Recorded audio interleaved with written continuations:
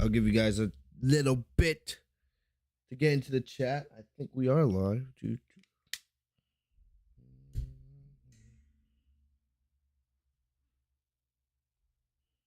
Gonna tweet something out.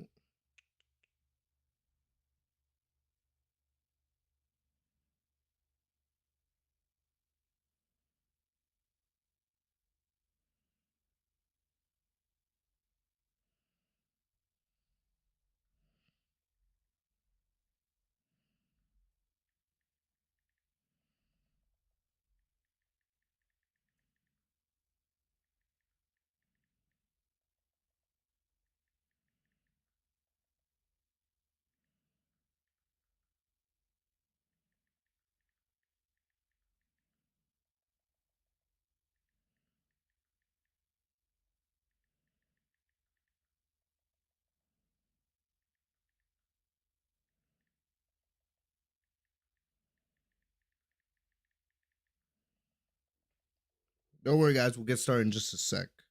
Give you guys some time to get into the chat room.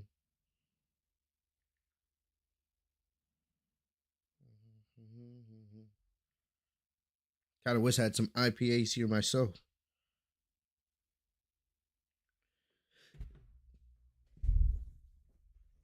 Oh, yeah. And I got the shirt. Of course, you know I had to bring it out for night one. You know I had to bring it out for night one.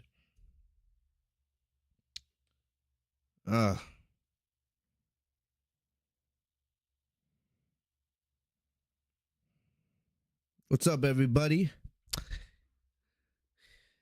You know, I got a smile on my face. I'm kind of shocked. I'm kind of shocked that I'm sitting here with a smile on my face, but oh man, wow. Night one of WrestleMania 38 is in the books, and they delivered. Holy shit. They delivered. Wow, wow, wow. I'll say this to start off. This is why you should be doing 2 nights of WrestleMania every single year. Seriously. Do you see how easily, you know, the improvement of the show and the reaction from everybody is when you give us a good show where the matches have time to breathe and we could sit there and enjoy the matches and the storylines. WrestleMania 38 is off to a fantastic start. I guarantee you, if this was one night, if this was just a one-night WrestleMania and you had to fit everything on night 2 into one night, we would probably think differently of the show. I'm not going to sit here and say it would still be a bad WrestleMania or anything like that, but I don't think the overall reaction would be that positive. I can sit here right now and really say that, you know, WrestleMania 38, one of the main reasons why night 1 was so great is because it's 2 nights. Simply put. This is like all you people that were bitching and moaning on social media this week saying, oh, WrestleMania doesn't feel as special because it's only, it's 2 nights now. You need to go back to the one night format. Seriously, do you think the crowd would have been that hyped if they had been sitting there for an extra 4 hours? No. They had to cut a match tonight because the show was getting too long. For once, WWE understood that, hey, we don't want to have that crowd sitting here till 12:30. It's Sunday right now, guys. It's Sunday. You know? Remember, the New Day match against Rich Holland and Sheamus got cut. I don't know if it's going to get moved to night 2 or what, but it got cut. Honestly, you know, it should have been a pre-show match. I know they didn't do any pre-show matches this year, but if we're being fair, that should have been a pre-show match. But WWE got it right tonight. This is why you need to have WrestleMania be 2 nights every year from now on. WWE has so much talent on their roster that if you try to fit it all in one night, it's actually going to hurt the show more than it's going to help the show. Seriously, when you look at New Japan, right? When they do, Wrestle Kingdom, it's multiple nights.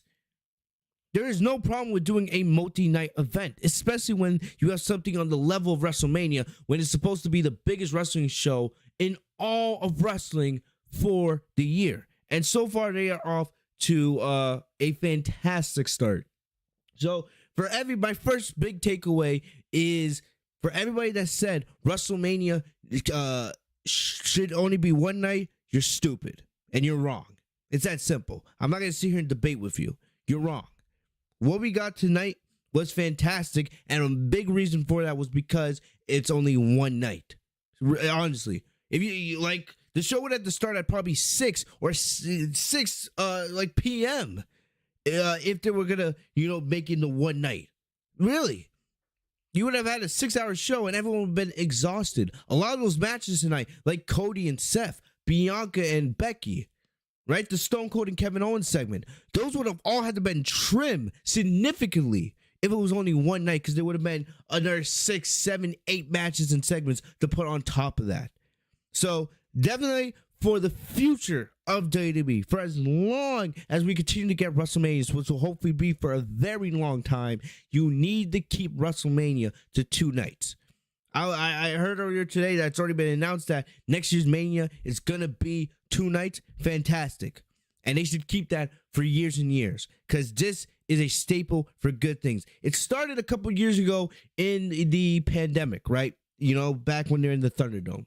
Originally, WrestleMania 36, which was supposed to be in Tampa, but that got moved to WrestleMania 38, right? And WrestleMania 36, they had it 2 nights in it wasn't even the Thunderdome, it was the Performance Center. And it actually helped that show so much that it was 2 nights. Because imagine them trying to do an 8-hour WrestleMania with no crowd in the Performance Center. There would be no way it would work. And they decided to adopt that formula for last year's WrestleMania, which was great, right? Look at the legacy of Sasha Banks and Bianca Belaire, and the Roman Reigns versus Edge and Daniel Bryan match, because WrestleMania was 2 nights. And now look at it this year. This is the new formula, and WWE needs to continue that for years and years to come, right? And so that's my first big takeaway. Second big takeaway.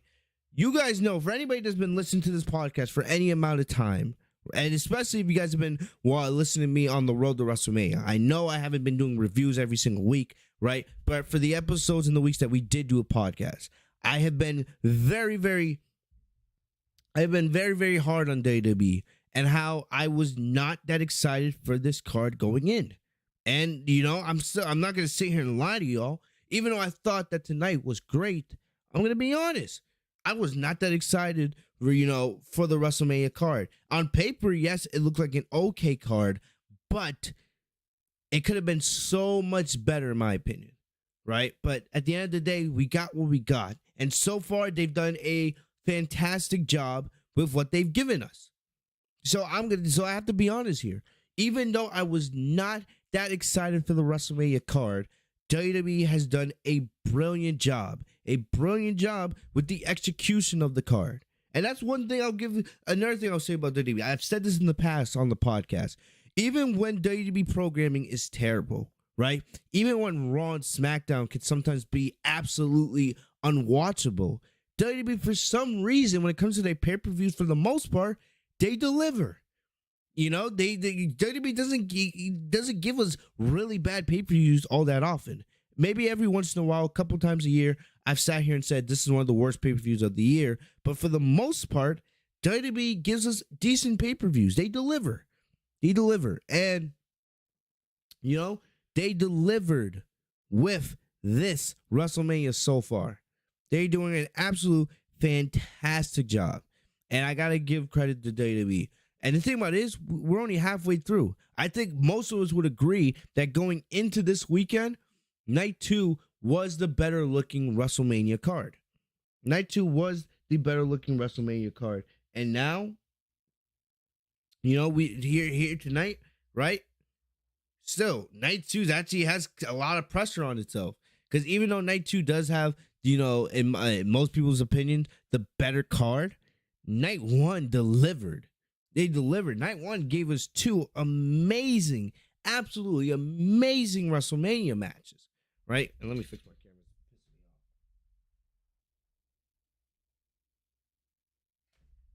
camera. Oh, shoot. But yeah, night night one gave us two absolute amazing WrestleMania matches. Cody Rhodes and Seth Rollins, which, three, sorry. Gave us three amazing WrestleMania matches, right? Cody Rhodes and Seth Rollins, right now they have the match of the weekend. I don't know there's anything on tomorrow's card. I think the only match that may have a chance of, doing what Cody and Seth did is AJ Styles and Edge. There's a lot of hype going into that because that's a dream match for many, right? And we know what Edge can do, and I still think AJ Styles at his age is still one of the best wrestlers in the world. So with AJ Styles and Edge, I think that's the only match on night two that has a chance of maybe touching what Cody and Seth did tonight. And we'll talk about Cody and Seth when we get to it. But still, night two's card is still fantastic. Still, it's a great card, right?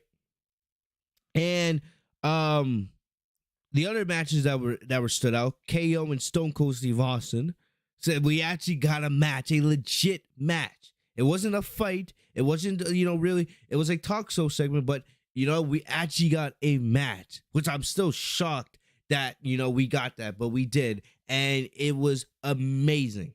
Lived up to the hype. And wow, I'm so glad that, that went on last. And lastly, Bianca Belaire and Becky Lynch. Bianca Belaire and Becky Lynch, they probably just gave you the best women's match of the year so far. And it's going to be hard to top that, really. Even though if you put Sasha Banks in there with anybody, Sasha could give you a match of the year candidate on any week. But Bianca and Becky absolutely killed it. I'm not going to sit here and say it was better than what Sasha and Bianca did at WrestleMania last year, because that's historic on so many levels. I don't want to make that comparison. But Becky and Bianca killed it. And I'll give I'll give Becky her credit when we get there. I do have something to say about Becky, but for the most part, it's more positive things tonight. Which, if you listen to this podcast on a weekly basis, you know that sometimes I'm not the most nice, when it comes to Becky. But I will give her some credit tonight. But still, WrestleMania Night 1, it did its job. It did its job. Those three matches stood out.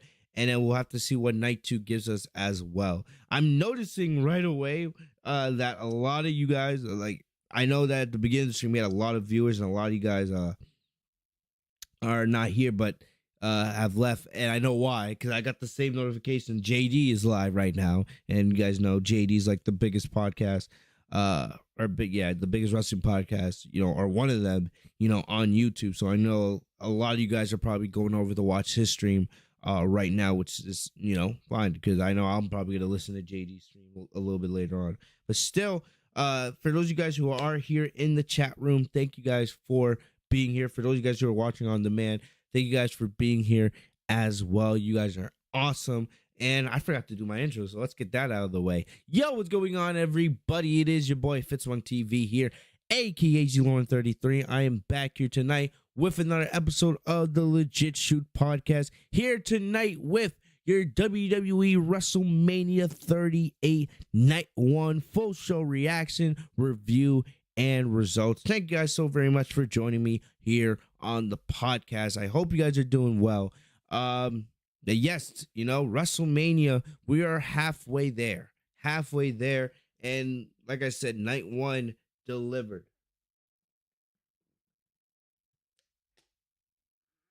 You guys know me, right? I don't want to sit here and, complain about. I don't want to sit here and complain about WWE. I don't want to sit here and complain. It's always great. It's always great, for you guys as the consumer to hear me rant and bitch and moan, right? Because you guys, a lot of you guys listen to this podcast for entertainment. Right? A lot of you guys listen to get my thoughts on wrestling, but a lot of you guys, listen for entertainment, which is fine. That's fair. That's understandable. Excuse me. But, I don't want to sit here and bitch, moan, and rant. I want to sit here and have an enjoyable time with you guys and talk wrestling. I know you guys want that as well. And tonight, you're not going to get as much bitching and moaning and ranting. There are some things that I am a little bit unhappy about, but We'll get to those when we get those. But for tonight, for the most part at least, we're going to be positive because tonight was a pretty damn good show. I got to give them credit. I got to. And whoo, wow. And like I said, as always, super chats are open. So I don't tell you guys to donate. I say if you guys want to, because everything that I make, I try to reinvest into the channel. And so that is there. I will be looking in the chat, so definitely make yourself noticeable. But yeah, so I see my boy Anthony in here. As always, he said Bianca is once in a lifetime. I gotta agree, man. And in terms of Bianca, just follow up on what you say. Look, Bianca's had 2 WrestleMania moments. In 2 years. She won the SmackDown Women's title last year in the main event. This year she wins the Raw Women's title. Like, that's crazy. That's crazy. It doesn't matter if Bianca never wins another WrestleMania match after this year. She's for real. Like, she's already reached the mountaintop.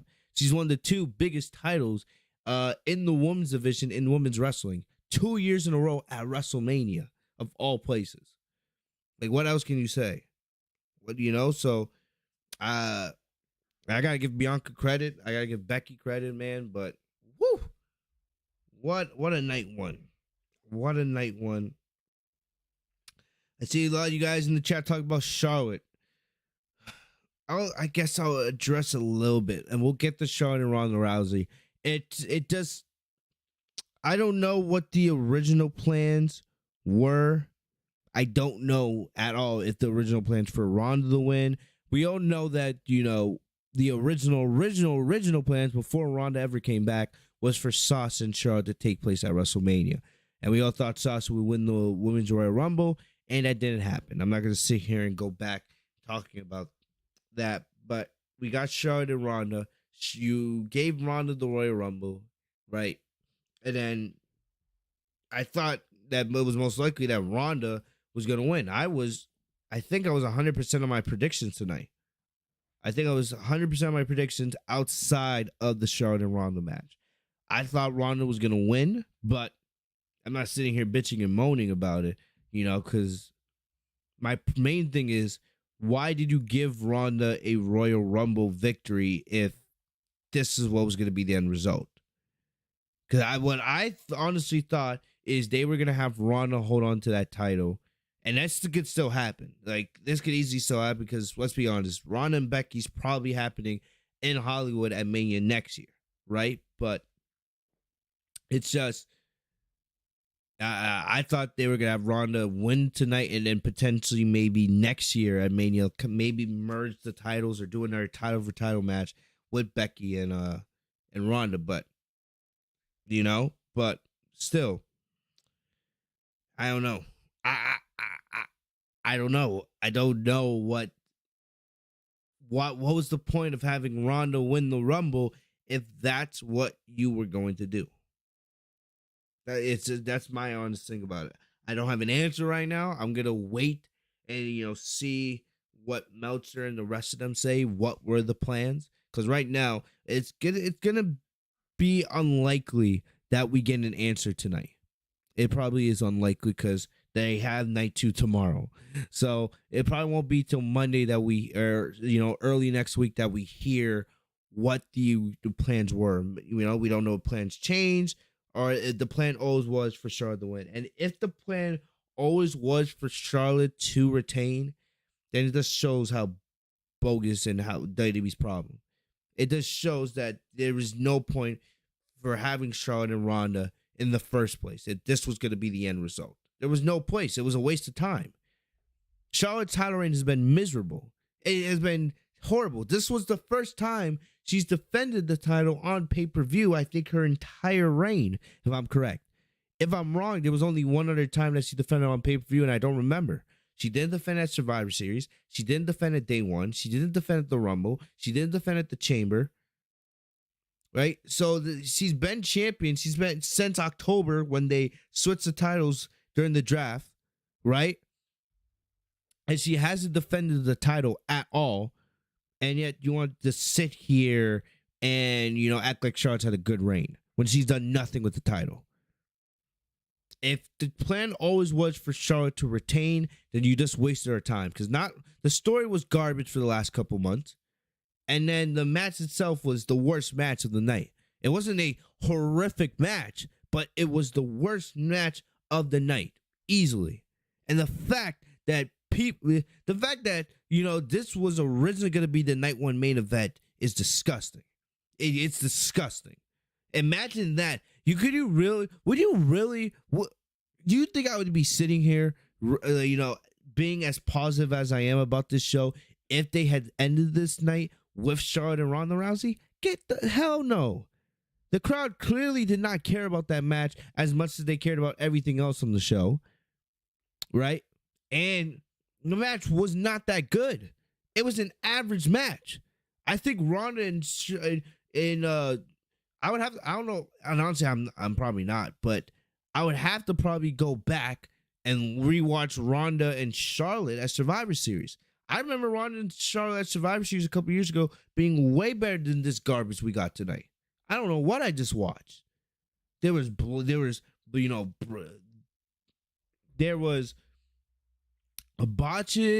There was mistimed moves. Charlotte's, had wardrobe malfunctions where she was having nip slips. There was twice in the match where the camera had to pan off her because she was having wardrobe malfunctions. I'm one of the best. I wouldn't be surprised if videos came out about that. Later this week. Maybe from people at ringside. I don't know, but imagine if that was the main event today. I think people would be in a completely different mood. That was terrible. That was terrible. And I pray that this is not leading to a rematch between Charlotte and Ronda. I'm praying that it's not. I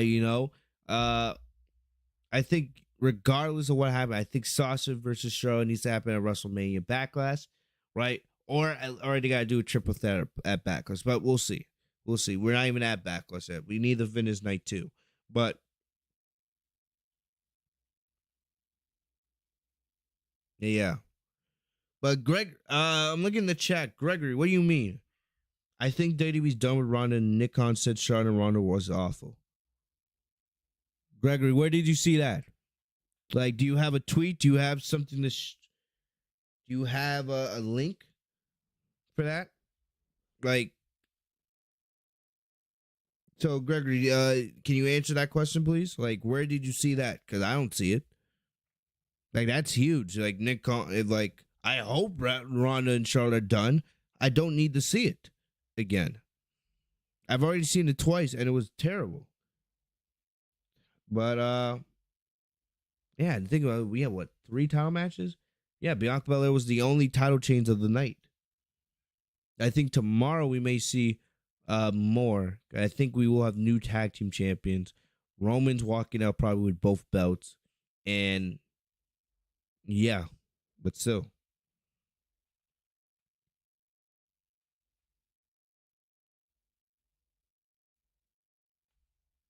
But yeah, let me see. Can I get looking for a Bleacher Report so I can get the notes so we can go over the show. But Gregory, try to put that in the chat for me. I need to see that. Do you have the link to the interview? If you have the link to the interview, let me see it. Is it on Twitter? Is it on send that shit, bro.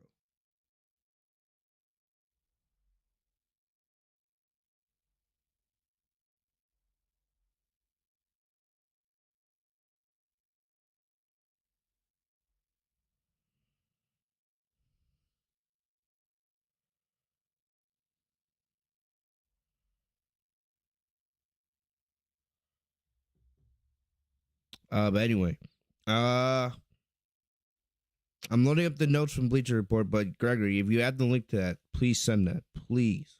Or if anybody else is able to find that, I would love to see that.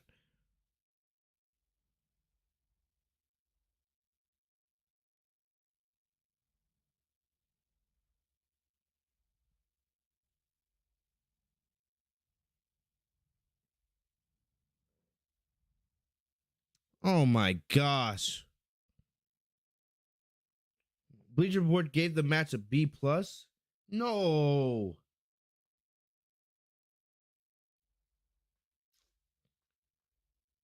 Come on. You're smarter than that.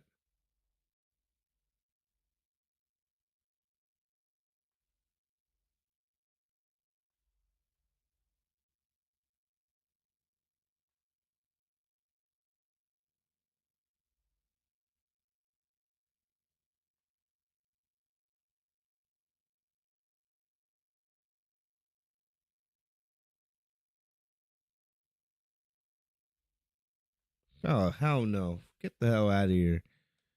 I was reading Bleacher Report's notes. That's why I wasn't talking. They gave the match a B plus, which is being generous. Like, fuck no.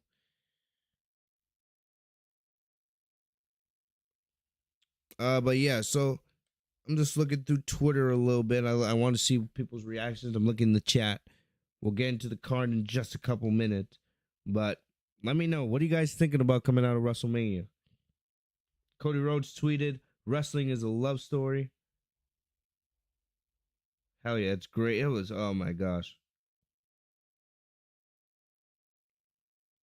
Daniel Cormier, former UFC champion, he said Stone Cold Steve Austin just worked at 20 minutes. So that was 20-minute match. Was that really 20 minutes? It felt like it felt like 15, but was it really a 20-minute match? 20 minutes no holds barred match at 57 years old. Holy shit. If that really was 20 minutes, that was awesome.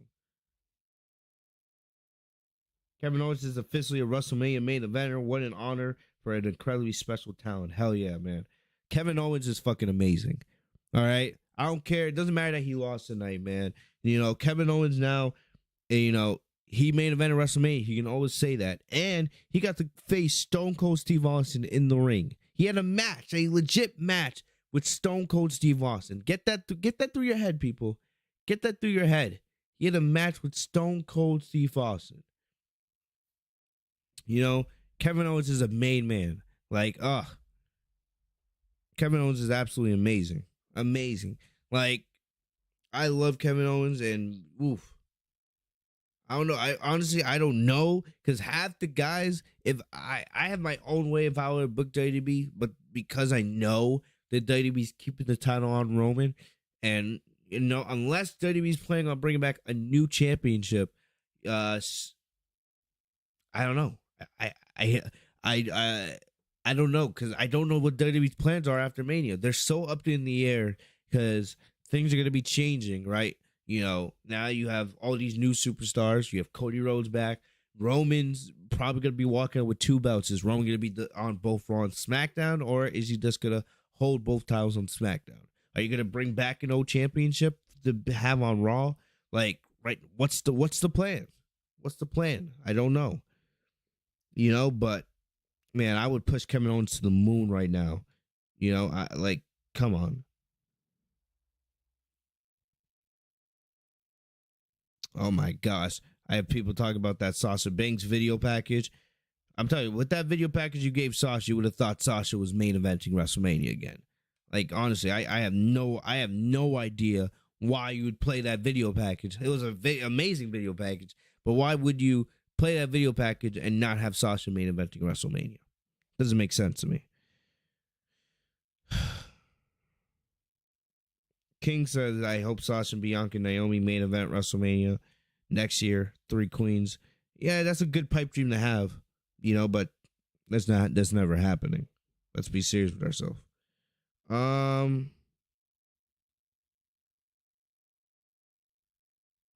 Stone Cold not going to be able to walk or get out of his bed after this match in the next 12 hours, but it's amazing to see him wrestle. I think Stone Cold would be actually, I don't know. Stone Cold's hangover tomorrow is going to be something else. I don't know. Let's hope Stone Cold's fine. But we'll look at some other cheats. We'll look at some other tweets later. Yeah, so Casey says it was 14. That's what I thought. I knew it was a 20 minutes. I was like, around 15, made a lot more sense. But let's talk about the card. Black Panthers, wait. Before I begin to the card, Black Panther says Reigns versus Cena would be a way better main event for WrestleMania 38 instead of Reigns versus Brock. okay, Black Panther, I agree with you on that, but they've already done Roman and Cena once. Like, and yeah, they've done Roman and Brock, but they just did Roman and Cena at SummerSlam, and Cena's nowhere to be found. You know, I wish Cena would be here for WrestleMania. I wish, but you know, Cena's off doing TV. I don't know. You know, if we'll ever see Cena at Mania again. I hope so. But his Hollywood schedules are so demanding these days. I don't know when's the next time we'll see Cena back in a ring. You know, I would have rather seen Cena on WrestleMania than SummerSlam, but, you know, still. But anyway, let's get into the actual card, all right? Let's talk about WrestleMania. So, as I said, there was no pre-show matches this year, right? No pre-show matches. And honestly, you know, it might be easier for us getting through this card because there's, you know, there was about, 7 matches altogether. So if this was one night WrestleMania, we would probably be here for close to 3 hours. But looks like we're not going to need to do that. But we'll see. We'll see how long it takes us to get through the show. But anyway, the show opened up, and a lot of for some reason now, the card kind of leaks.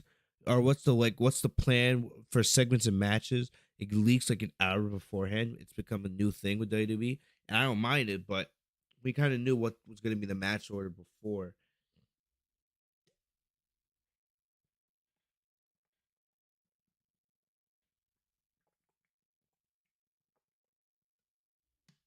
Hope you guys enjoy seeing me drink water. But I was looking, if I'm being honest, I was looking at the first hour of this show, right? And I wasn't that excited because it was really 3 matches that, you know, I just didn't really care too much about, right? And I was like, oh, the first hour of the show might be a little bit of a drag. But, you know, the first hour of the show actually kind of, you know, it delivered. And, you know, we'll start off with the SmackDown Tag Team Championships, which opened up the show. Before they had the Dallas Cowboy dancers and shit like that. And they had Mark Wahlberg, Boston's own, right? Got to represent us. Mark Wahlberg, he gave a really good introduction for night 1. I remember last year when they had the pirate ship intro, which I loved. This year, you know, Mark Wahlberg hyping up the night with all the matches and everything, man. I was like, okay, I'm feeling this. And my thoughts on the set, right? I should probably talk about this. The set, at first, I didn't like the set. It looked similar in ways to WrestleMania 32, which was the last time they were in Dallas, right? 6 years ago. First off, as a Boston guy, I hate the Cowboys. I hate the Dallas Cowboys. I hate everything about that franchise. So I didn't like the look of the star. It made sense, of course, it's Texas, right? You know, but legit, the set was just a star. But the thing about it is, with the show tonight, you had the graphics on the star, which were actually really, really cool. For some of the entrances tonight, when they had the name displays on the star on the set, it looked fantastic. Oh, absolute goosebumps. You know, how would I compare the set to other years? You know, I loved the pirate ship last year. I loved the pirate ship last year, right? And for the last 5 years, it wasn't better than the pirate ship in my opinion. The year before they were in the Performance Center, so that doesn't clearly count. The year before that, they were in New York, right? That's 35. That was, in my opinion, one of the worst WrestleMania sets as well because it was just a giant Titantron. There was nothing, you know, when they were there at WrestleMania 29, in New York, that was fantastic when they had the bridge and everything. But when they went back to New York for WrestleMania 35, the set was horrible, in my opinion. It was just a big Titantron. That was it. Nothing else. I was like, what is this? And WrestleMania 34. WrestleMania 34, when they were in New Orleans, That was amazing. I love that set. That was great. And then the year before that, WrestleMania 33. If we're being honest, WrestleMania 33 may have the greatest. It's definitely, in my opinion, top three. But WrestleMania 33 may have the greatest WrestleMania set of all time. You know, the giant ass ramp, right, with the roller coaster and everything. Like, you know, that set was ridiculous. It was amazing. You know, so if we're talking about the last 5 years, right, the WrestleMania 33 to WrestleMania 38, the WrestleMania 33 stage was easily the best one. Then you have probably the WrestleMania 34 stage. Then I would put the WrestleMania 37 stage with the pirate ship. Then I would put this stage at the fourth best. And then the fifth, which was the worst, was the WrestleMania 35 stage. So I didn't hate this stage. I don't hate the set, everything. But it's nowhere close to my favorite from the last 5 or 6 Manias, if I'm being honest. But I did think how it was cool having the graphics on that giant star and everything. That was pretty cool. Well, if you're a Cowboys fan, I'm sorry for you. I'm sorry for you. But anyway, we're not gonna sit here and talk about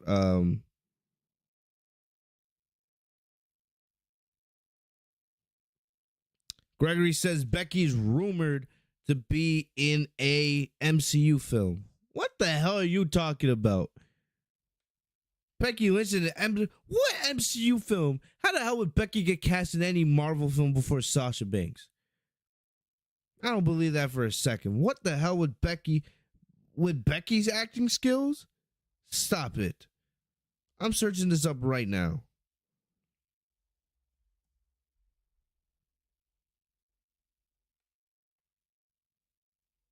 Oh, wait a minute.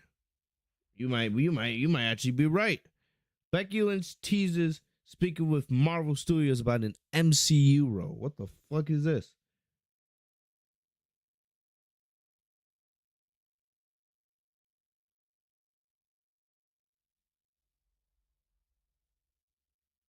Becky said maybe there could be something in the future.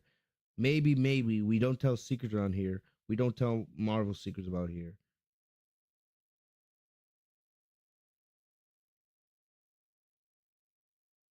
So no, so that's just maybe. So that's just a rumor. That's just a rumor. There's nothing true. So let's stop.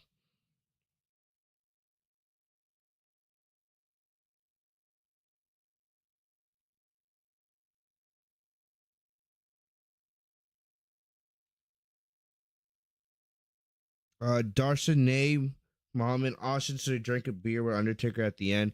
I said that on my preview and prediction show last Thursday. So yeah, that's already been said, bro. But that would have been great. Anyway. So let's get it. Yeah. So yeah, that was my set. I'm getting off track. That was my thoughts on the set for WrestleMania. But the first match. So the Usos versus Shinsuke Nakamura and Rick Boogs for the SmackDown Tag Team Championships. There are a lot of tag team matches set, being spread out through the weekend, right? And this was one of them. So when I saw this as the opening, I honestly thought that the opening of the show was supposed to be Becky versus Bianca, right? But it was kind of clear by the match card that they kind of wanted to get some of those lower card matches done first in the first hour, and then just build up to the the bigger match and things of that nature. So they come out. Shinsuke Nakamura and Rick Boogs, I love their attire, right? I love that. And the match was this was an okay match. Nothing too special. They weren't doing anything crazy. Rick Boogs, I forgot to mention during his entrance, he did like the loudest boogs. He says, I'm here to rock with Shinsuke Nakamura. Like, I love the way he does it. And he did an extra long one. And of course that made sense because this was WrestleMania. But yeah, basically, nothing too wild happened to this match until later on. Yeah, but but yeah, the Usos keep the baby faces isolated, right? And then Rick Books got the hot tag, and then things got a little bit wonky here, right? So Boogs tried to hold both the Usos up on his shoulders, which of course that's a lot of weight. Like, both Jimmy and Jay probably weigh somewhere in the 200-pound range, right? Probably what, 230, 240, something around that. They're pretty heavy. So definitely that's close to like 400 something, upwards of 500 pounds that he was trying to lift up, and then Rick Boogs, you could see his knee buckled. And at first when I saw that, I thought, maybe this is just part of the story of the match.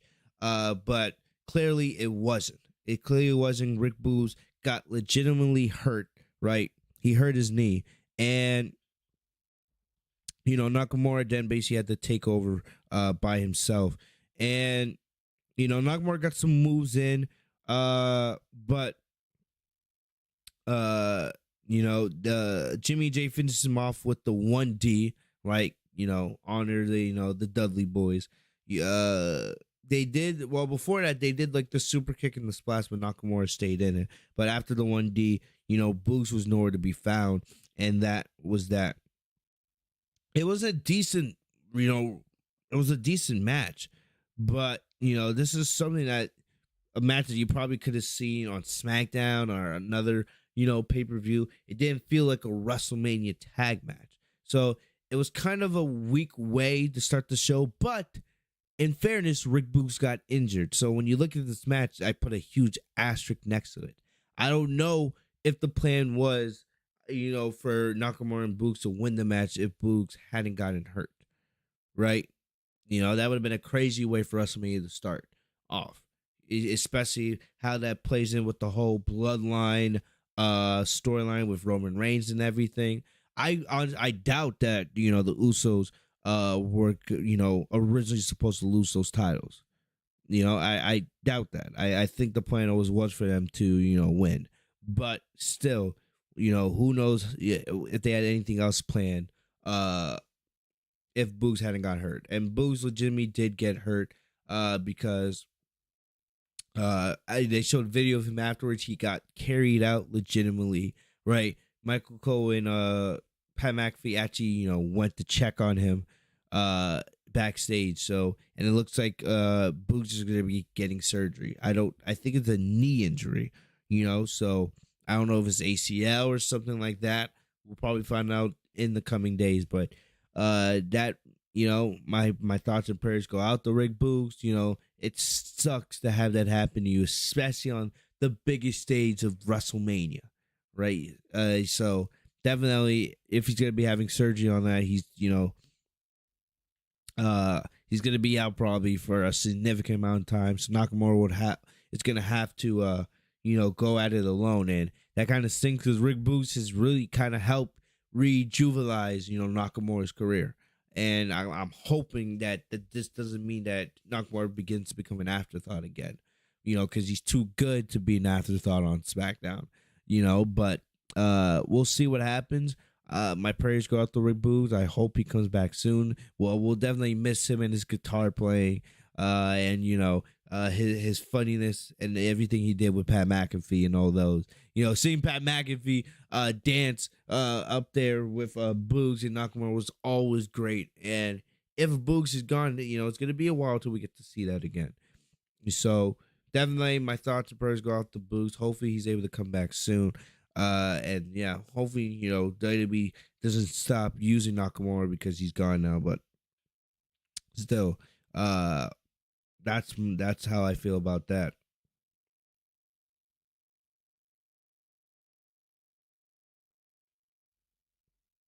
Moving on.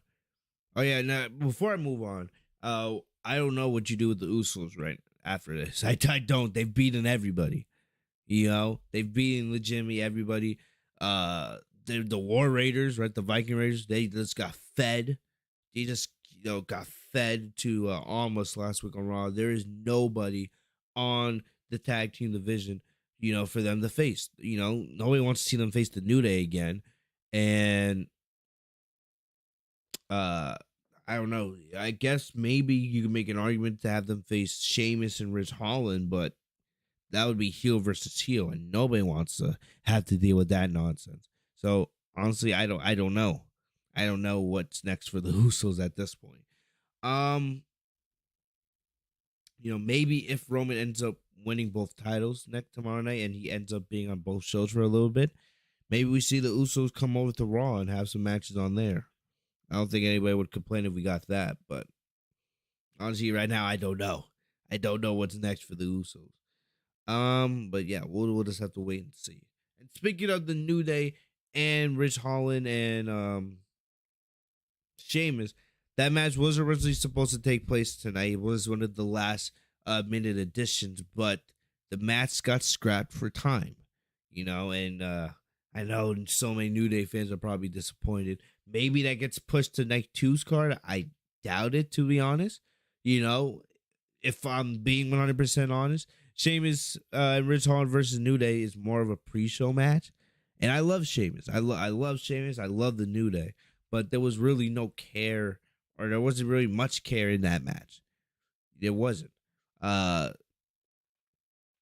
I'm kind of glued, I don't think it would have really have.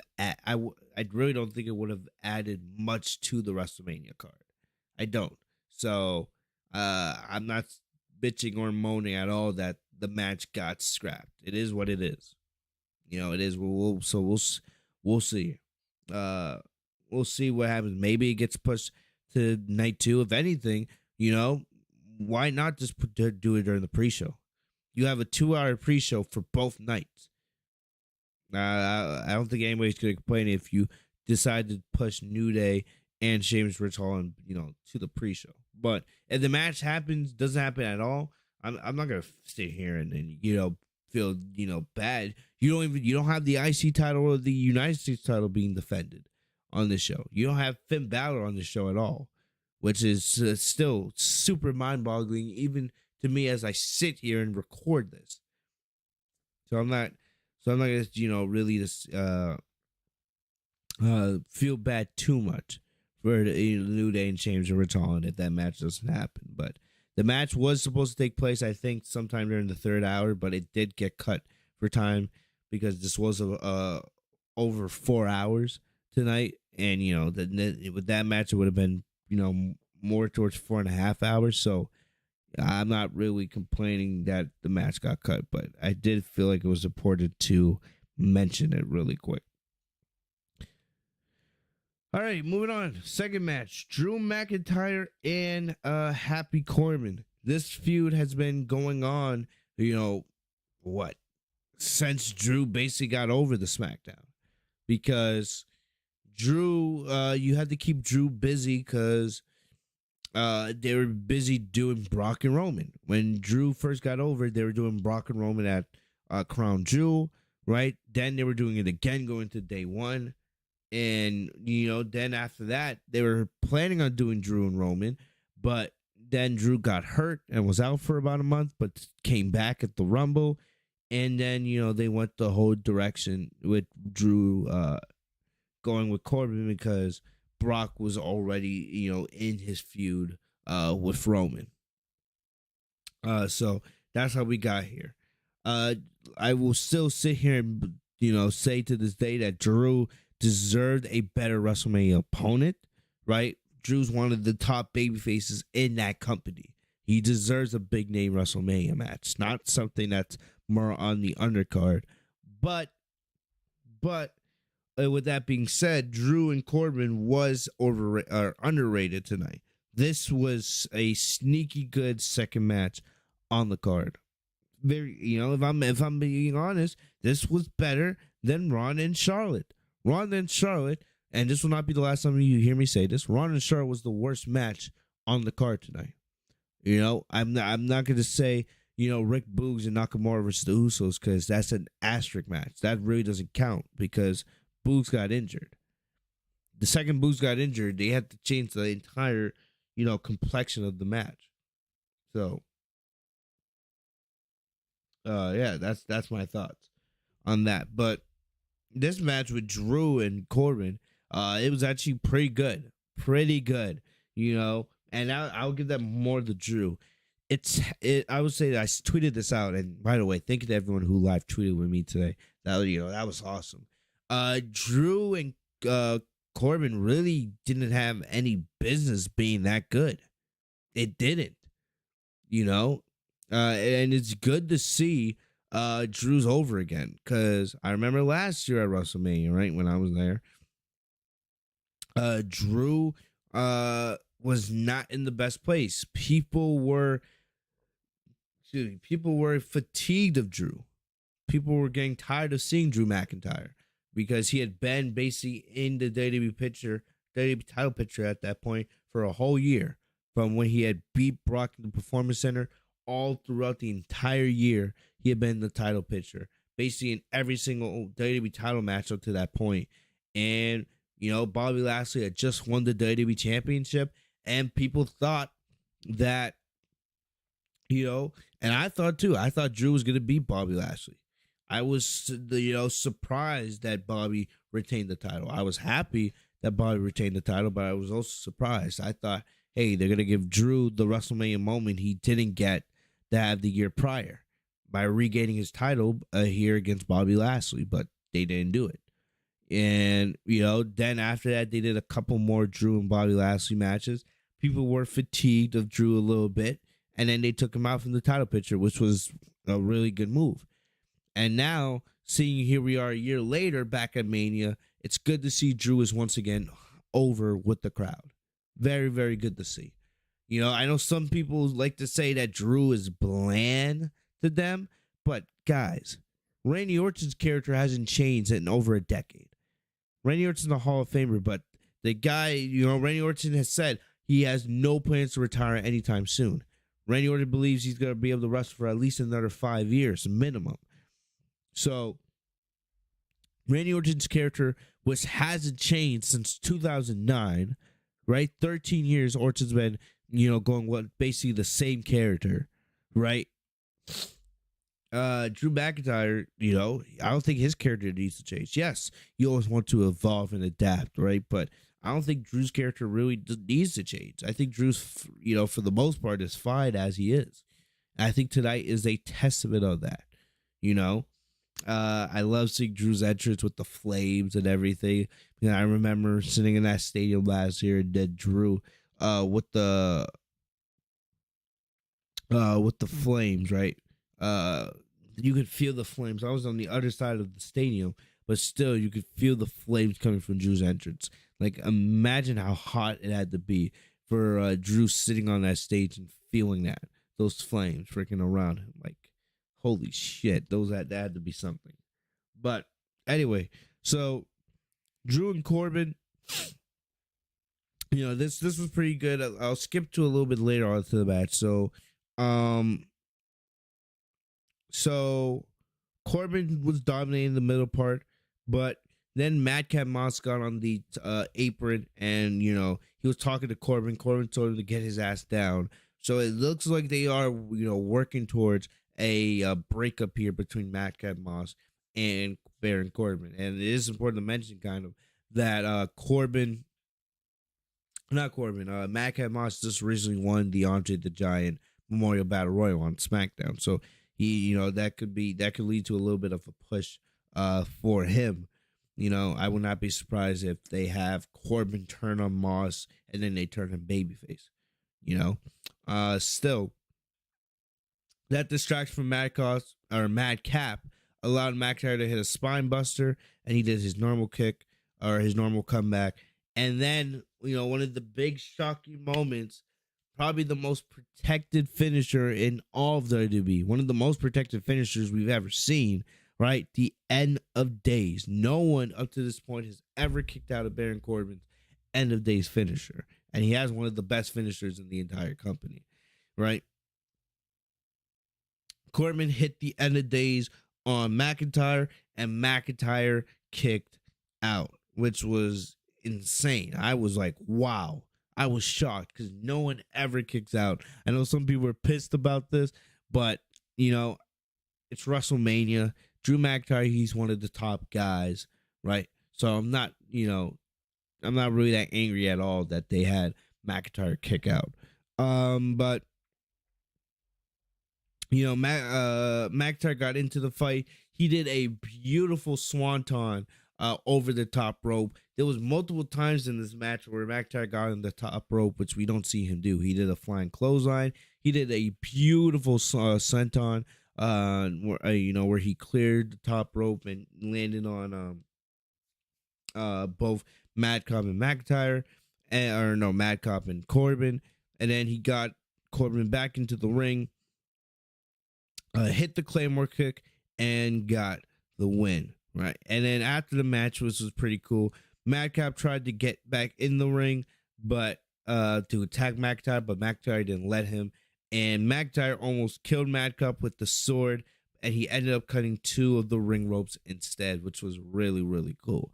But of course, those WWE officials, they touch those up after every single match. If you've ever seen it at a WWE show. So they were able to get the ropes back on pretty damn quickly. So this was pretty cool.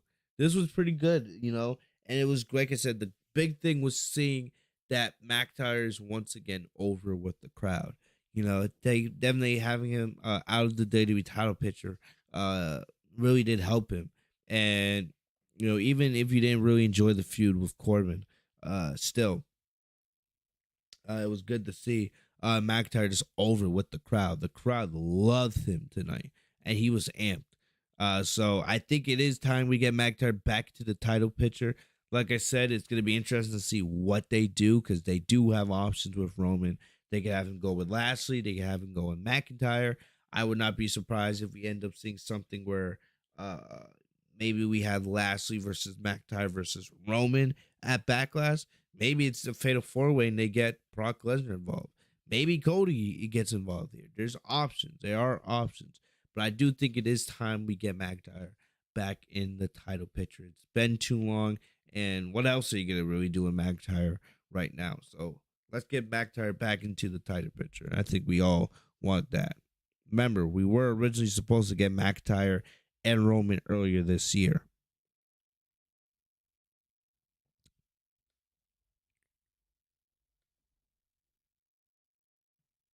Moving on, we had The Miz and Logan Paul versus Dominic and Rey Mysterio. This was another match that had no business being as enjoyable as it was. I know a lot of people don't like Logan Paul, right?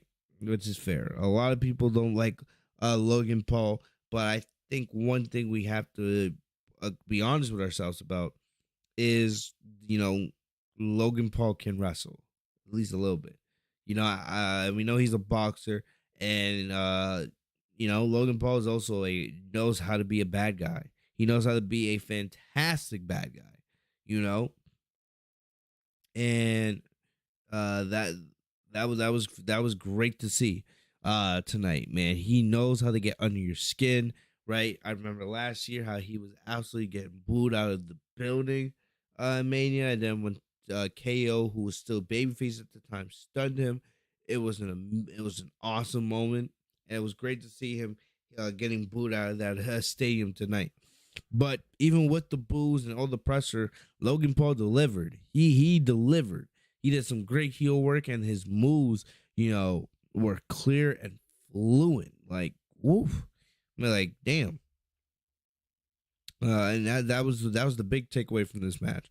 And I don't know if there's some kind of trainer in WWE, or there's some kind of trainer at the Performance Center that knows how to train celebrity wrestlers, because first you have Bad Bunny last year, now this year with Logan Paul. Like, I don't know what it is, but for somehow, some way, it seems like these celebrity superstars, when they get in these big matches, especially on the grandest stage in the mall, right? Fucking Wrestlemania. They're delivering. I know so many people tonight are, going to compare Bad Bunny and Logan Paul in their performances. They were both great. I would probably pick Bad Bunny's, over Logan Paul, just because I can't get that Canadian Destroyer he did out of my head, right? But still, both of them were great. And that was the big thing. How would Logan Paul how would Logan Paul deliver in this match? And he did. He did. He definitely did deliver. This was very, very enjoyable. So, Ray and Dominic, they came out. Ray was wearing like a Mexican outfit, while Dominic was wearing more of an American outfit. Then, the Miz came out and Logan Paul. They had matching like yellow and black gear, which was awesome. And the thing is, Logan Paul, the biggest thing is he had he had the Pokemon card as a necklace, and I think they said it was like the most rarest Pokemon card in the world. So take some balls to actually wear that, but it was a pretty cool thing to go with his gimmick. So excuse me for the yawn. But yeah, so Paul distracted Ray early for the Miz to get the upper hand. So then, Ray and Dom got some offense in, right? But then the heels got in control, and they kept Dominic isolated for the most part. Dominic was actually pretty impressive in this match. I will give Dominic credit. Ray, you know what Ray's gonna do. It's fucking Rey Mysterio. But Dominic, Dominic with some of the high flying moves that he was doing was pretty impressive, especially for this being his first WrestleMania match. That was pretty cool to see. And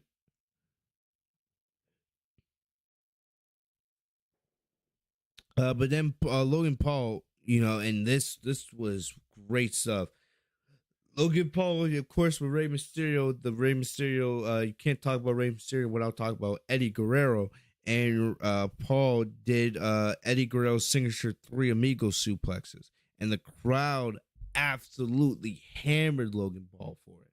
Absolutely hammered. And the thing about it is, Sasha and her love for Eddie Guerrero, she's really the only superstar that does that now. So seeing Logan do it and get heat on it was absolutely brilliant, And then Logan then also hit the frog splash, which looked beautiful. He hit the frog splash, and that was wow. That was it looked beautiful. He did the Eddie Guerrero taunt and everything, and I was like, hell yeah. Like, damn, I was actually starting to cheer for Logan Paul because I was like, this is good shit, But then Ray and Dom were able to get back into it, and they hit Logan with a double 619 with 2 frog splashes. But the thing about it is, before Ray and Dom hit the 619, Miz had secretly tagged himself in and was hiding under the apron. So Miz came out of nowhere. And then hit Ray with a skull crushing finale. Miz still has a very underrated finisher. I feel like there's a lot of people that don't appreciate how good the skull crushing finale is. It's actually a pretty beautiful move if you ask me. So he hit the skull crushing finale to get the win here. So I did predict that Logan and Miz would win, and that was good to see. And this was, a decent match. And the thing about it, what's wild is, after the match, I saw some people saying, "Oh, Miz and Logan Paul are actually a great heel duo together." With his, whether you like the Miz or not, the Miz is great at his character work. He's great at getting under your skin as a heel. He's great at it. Logan Paul, natural dick. Logan Paul was great being a heel tonight, and he gets naturally because there's so many WWE fans that don't like him, So I was hearing people say that, oh, you should build, Miz and Logan up to beat RK Bro for the Raw Tag Team titles. And if you want to do that, you could, but it's very unlikely after tonight for that to happen because, I was like, okay, if you want to keep them together as a team for a little bit and have them potentially go after RK Bro or the Raw Tag Team titles at some point, I'm like, I could be down for that, if you continue to have Logan evolve and get better, right?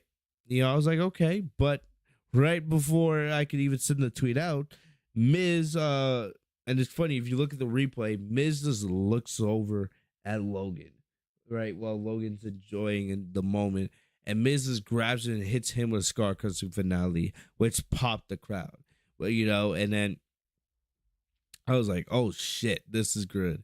This was good. And then Miz afterwards, he's kind of pandering to the crowd a little bit. I was like, did they just turn Miz babyface?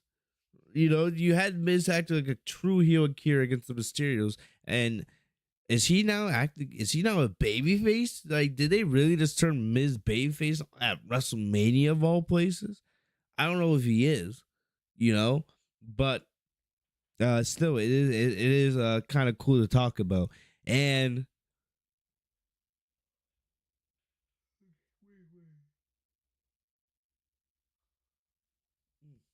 excuse me, this is part of the review. When I start getting tired, I can feel it a little bit. Anyway, either the Miz is a really either the Miz did turn babyface tonight, or he's a really, really good heel. He's like, I just used you, just to get this WrestleMania match, just to win. Right now, I don't need you anymore. Get the fuck out of my face. Right? I don't know what they're doing here, because, in theory, this is probably going to eventually lead to some type of match between Miz and Logan Paul now, right? That would make the most sense. The storyline with the Mysterios is over. Miz and Paul are no longer a tag team after tonight.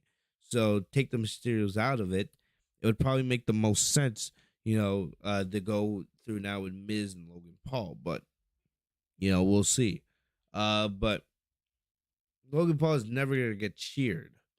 Even though he wasn't present tonight, I don't think he's ever going to really be accepted by the fans like that. So, and he's a natural dick. He's a natural heel. So, I could see why, maybe you wanted to have Miz turn face. Even though Miz is way better, way, way better as a heel than he is a face. But still, it is interesting. It is interesting to see where they go from this, right? I don't know if Logan's sticking around after Mania. Maybe it is. Maybe you set up Miz and Logan Paul for Backlash. I doubt it. I will not be surprised at all if this is something that they want to save till SummerSlam. Right? They have Logan leave for a little bit, and then he comes back to challenge the Miz at SummerSlam. We'll see. We'll see. I think the first thing before anything, we gotta figure out what the hell is with Miz. Is Miz a heel or a babyface? Either way, it makes him look good, right? But still, it will be interesting to see if the Miz is the heel or babyface come Monday on Raw. But like I said, this match was secretly good, secretly good, and very enjoyable. Mainly because Logan Paul really did shine here, and like it or not, man, Logan Paul, if he does ever want to be full time WWE, I think he definitely has a route for success. But yeah, that's it. That's it for the Mysterios versus Paul and the Miz.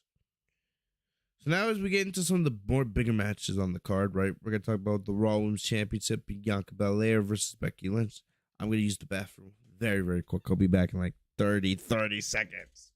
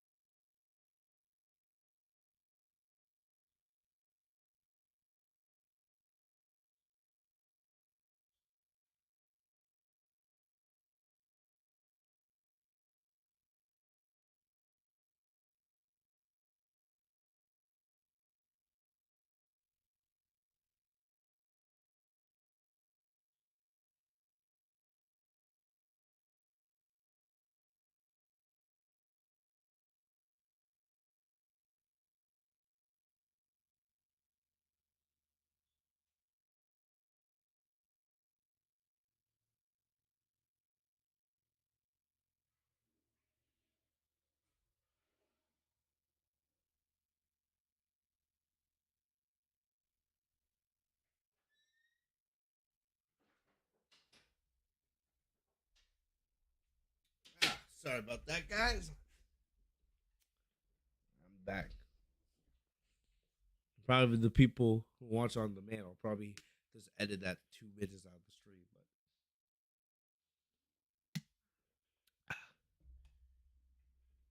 But anyway, yes. So let me check in the chat. How we doing? Everyone good?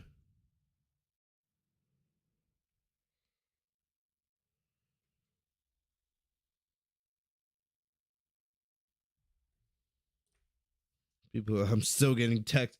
I'm gonna text my friends watching. My friends watching the WrestleMania card right now. He just popped like fucking Cody Rhodes is back in WWE. I'm like, yep, let's go. That's awesome. But yeah, so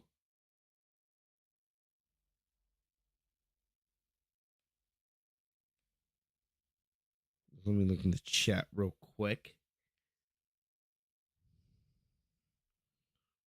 I see NXT called up, more Rumble.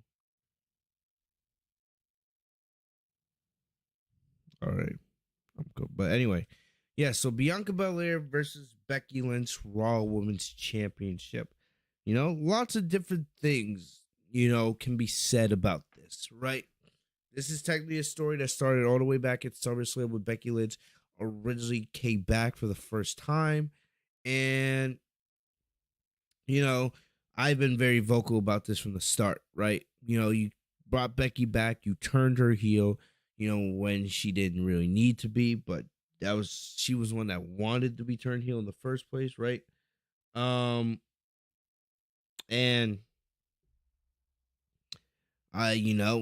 I've been for the most part disappointed in Becky's, title reign, right? I've been very critical of it. She's had some good matches. I'm not gonna sit here and try to lie to you. She had a decent match with Lita at what was it, Crown Jewel? Just a couple Elimination Chamber. Her and Lita had a underrated match. Her matches with Liv Morgan were pretty good, but Liv Morgan was the one that carried those matches, right? And her matches with Bianca Belair weren't that bad as well. Even the Doudrop match wasn't that awful, but for the most part, it was more the character of Becky that I had a problem with the in-ring work. Becky's actually been pretty damn good in the ring, since she's come back. If I'm being 100% with you guys, she's been good in the ring. It's my problem with Becky Lynch since she's come back is the character. She changed the whole thing to big time backs and all this other stuff, right? She's kind of moved on from being called the man. Because if you look at the evolution of Becky Lynch, she had the last kicker, she had then she moved on to, the man, right? Then she moved on now to big time backs, right? This is the new evolution of Becky. I've had my problem with is Becky's appearance and some of the stuff she's been on the microphone. Like that promo she tried to cut a couple weeks ago on Raw on Bianca, where she looked like a witch, right? Oh my precious, like that was awful. That was maybe the worst Becky Lynch promo I've ever heard. I was like, you're trying too hard to be a heel. You're just trying too hard, and it's absurd. It's not enjoyable. It's not coming off as good television. And then, her outfits, at some of these pay-per-views and some of I'm like, what the hell are you wearing?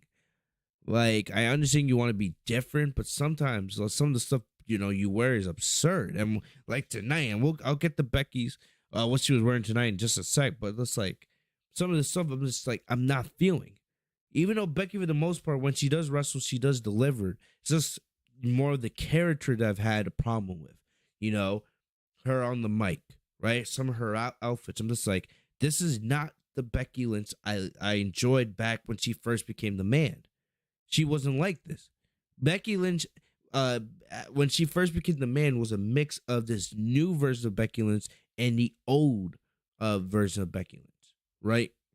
But then as time gone on, it just wasn't enjoyable. It just wasn't enjoyable anymore. And I just kept cringing at it. I was like, what the fuck is this?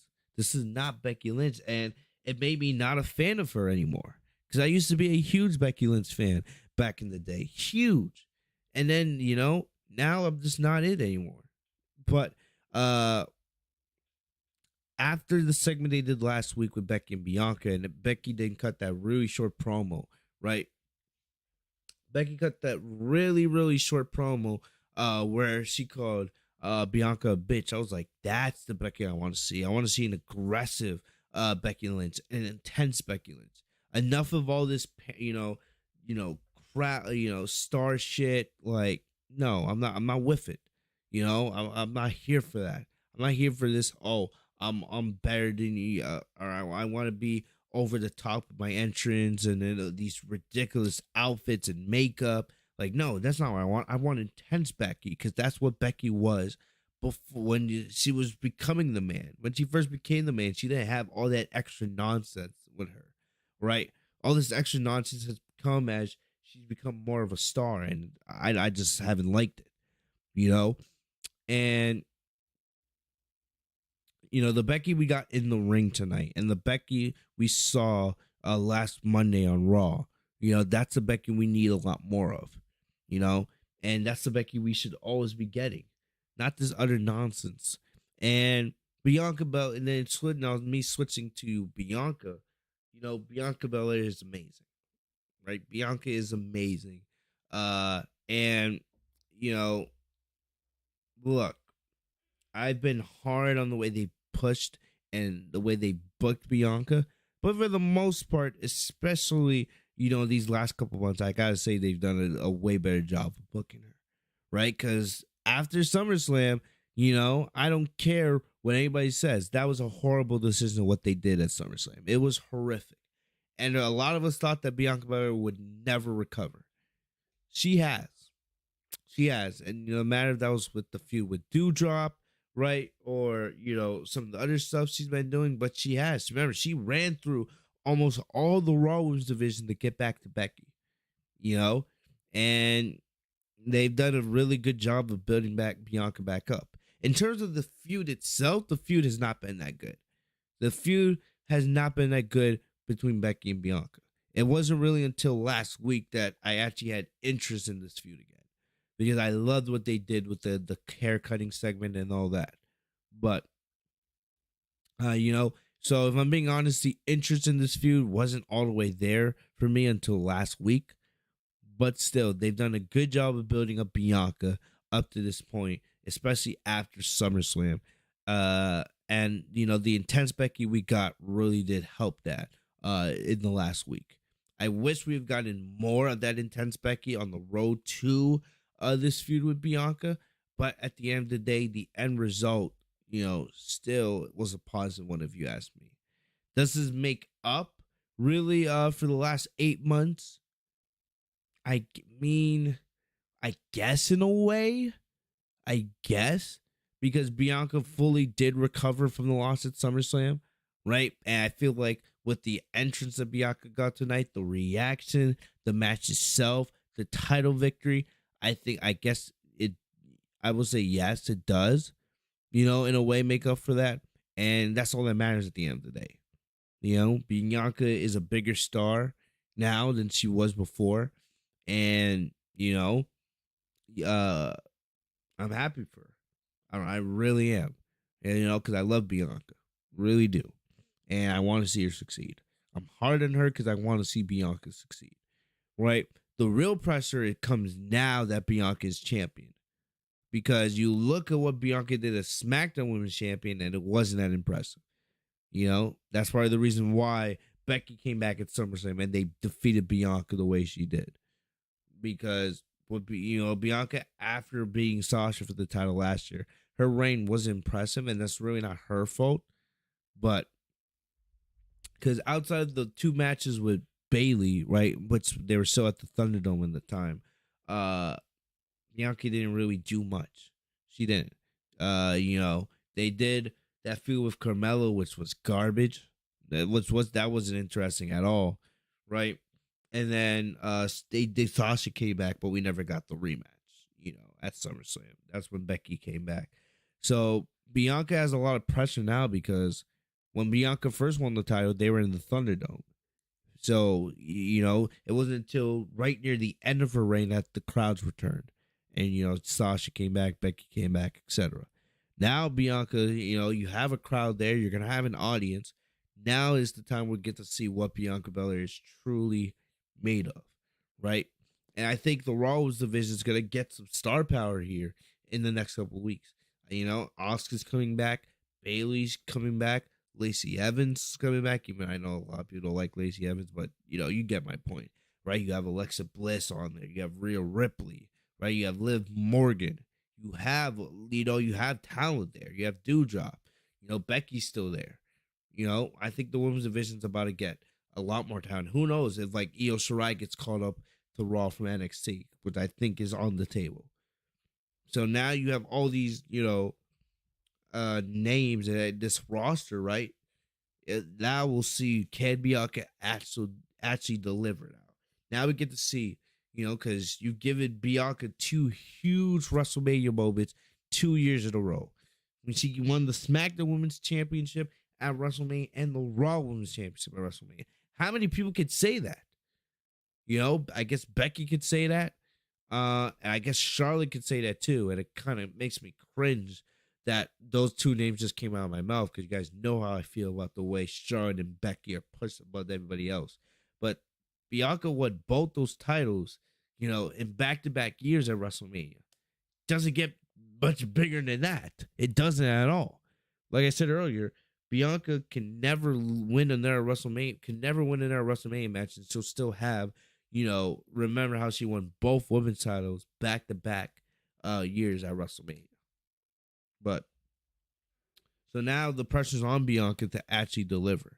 Now the pressure's on Bianca. You got the division. You have a crowd. Show us what you're made of. Really, show us what you're made of. And I'm hoping that she does.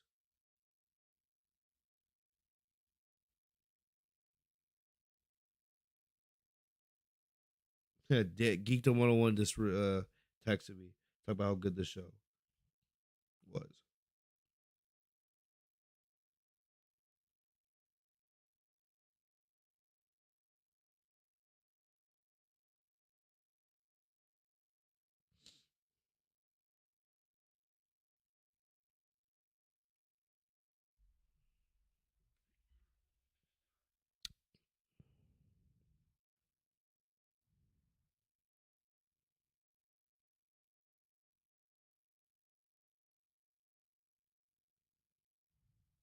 Yeah, JD brings up a good point. Next, I don't know, right? What they do next year. I was already thinking of it. You had Sasha beat Bianca last year. You had Bianca beat Sasha last year. You had Bianca beat Becky this year, right? Well, could they do Bianca and Charlotte next year? I would not be surprised. I would not be surprised. Bianca did say when she first got called up that she wanted to run through the 4 horsewomen. She's already beaten 3 of 4 of them. She's beaten 2 of them at WrestleManias. She's beaten Bayley. Charlotte's really the only one that they haven't done yet. And they're on opposite brands, but I would not be surprised if next year we're sitting here and we're getting Bianca versus what's it called? Bianca versus Charlotte. I hope I'm wrong. I hope I'm wrong, because if we get Ronda and Becky and Bianca and Charlotte, that's gonna suck, and that's gonna be sad, because I'm tired of seeing Sasha Banks get freaking done dirtied every single year, right? But we'll see. But definitely if Bianca is champion next year, definitely I think she should put someone over. But we'll cross that bridge. I won't cross it. I don't even know if Bianca will be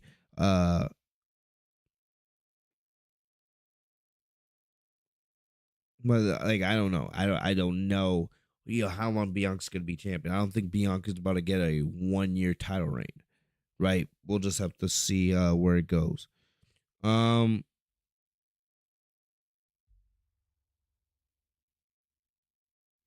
Bianca turning. That would be cool. Like a heel, heel Bianca versus a babyface Sasha next year. Right? Them running it back from WrestleMania last year would be fantastic. I don't know where we'll be a year from now. Like Asuka's back, Bayley's back. there's many different directions that this could go, right? But we'll see. We'll see. That's 1 year from now, so we have time. But anyway, let's talk about the match itself. So, both of them got elaborate entrance. Well, before they both came out, Stephanie McMahon came out to introduce Gable Stevenson.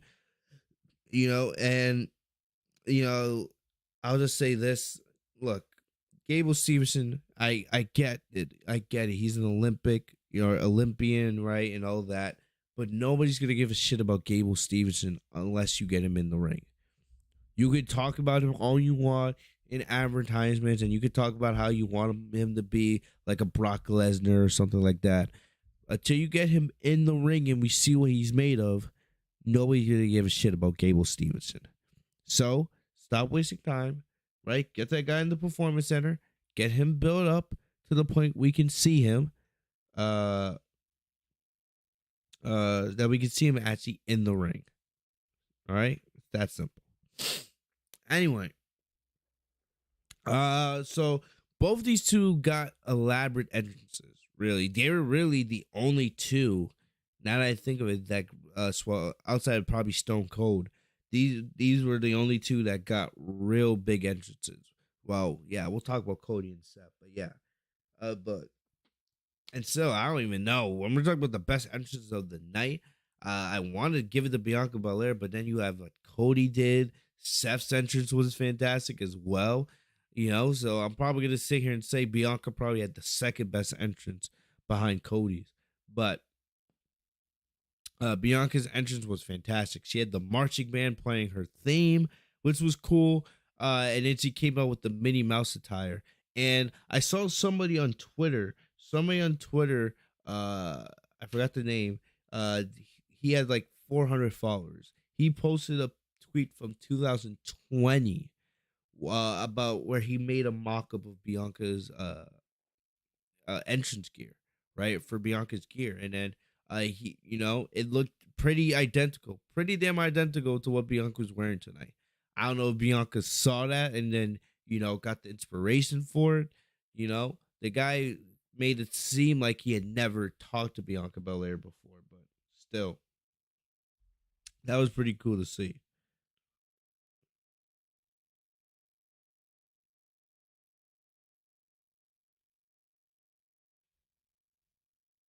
Yeah, man. Oh my gosh, Danny just texted me, and they're rewatching the WrestleMania match from earlier, which I'll watch that later. I'm definitely gonna go back and watch Cody and Seth a little bit later, but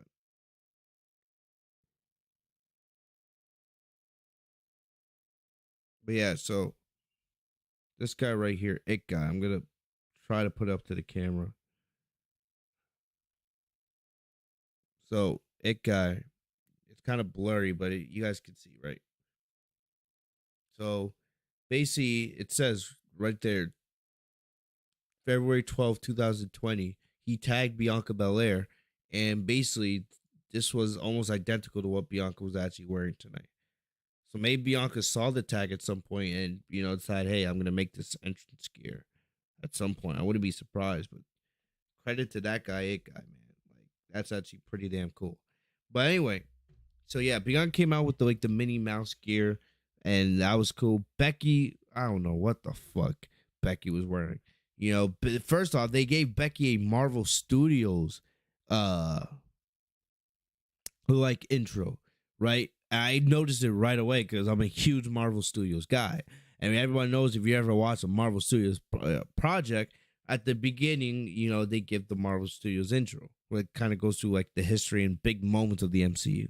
This was the same. So basically, they went through a bunch of the big moments Becky's had in her career, especially, as the man and everything like that, which I will give credit. It looked really cool. I right away, I was like, oh my gosh, this is going to turn into big time Becks, right? And that's what it did. It was a pretty cool transition. I'm not going to lie, and then Becky made her entrance. She came out in a white SUV, right? Which was cool.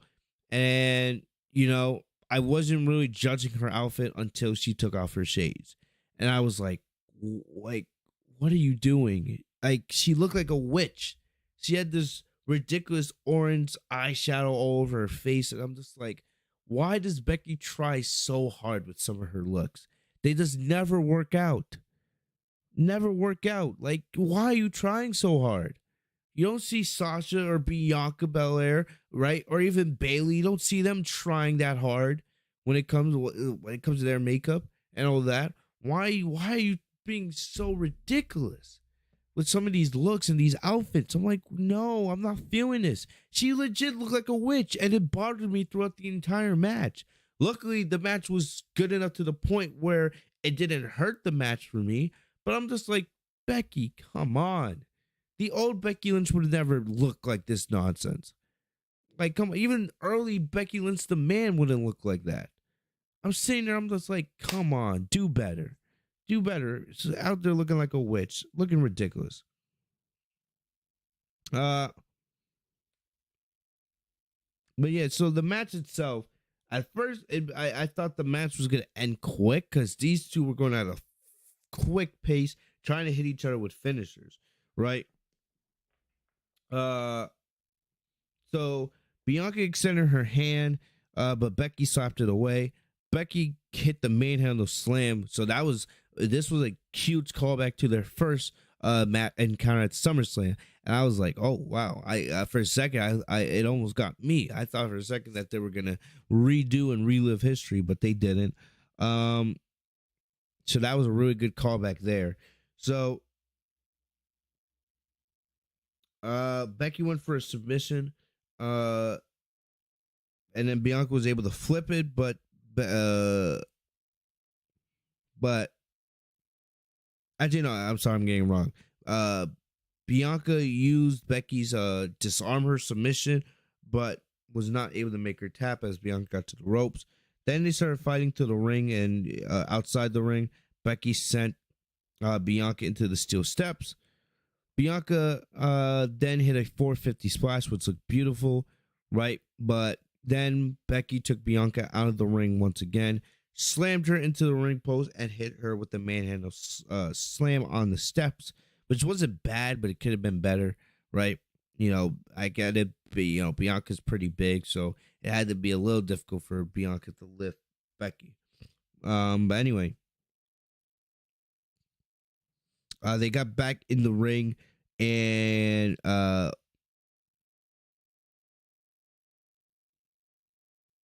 but yeah, anyway, they got back in the ring. Becky, kept firing off big moves, but she couldn't land anything, and then you could see that she was getting frustrated, right?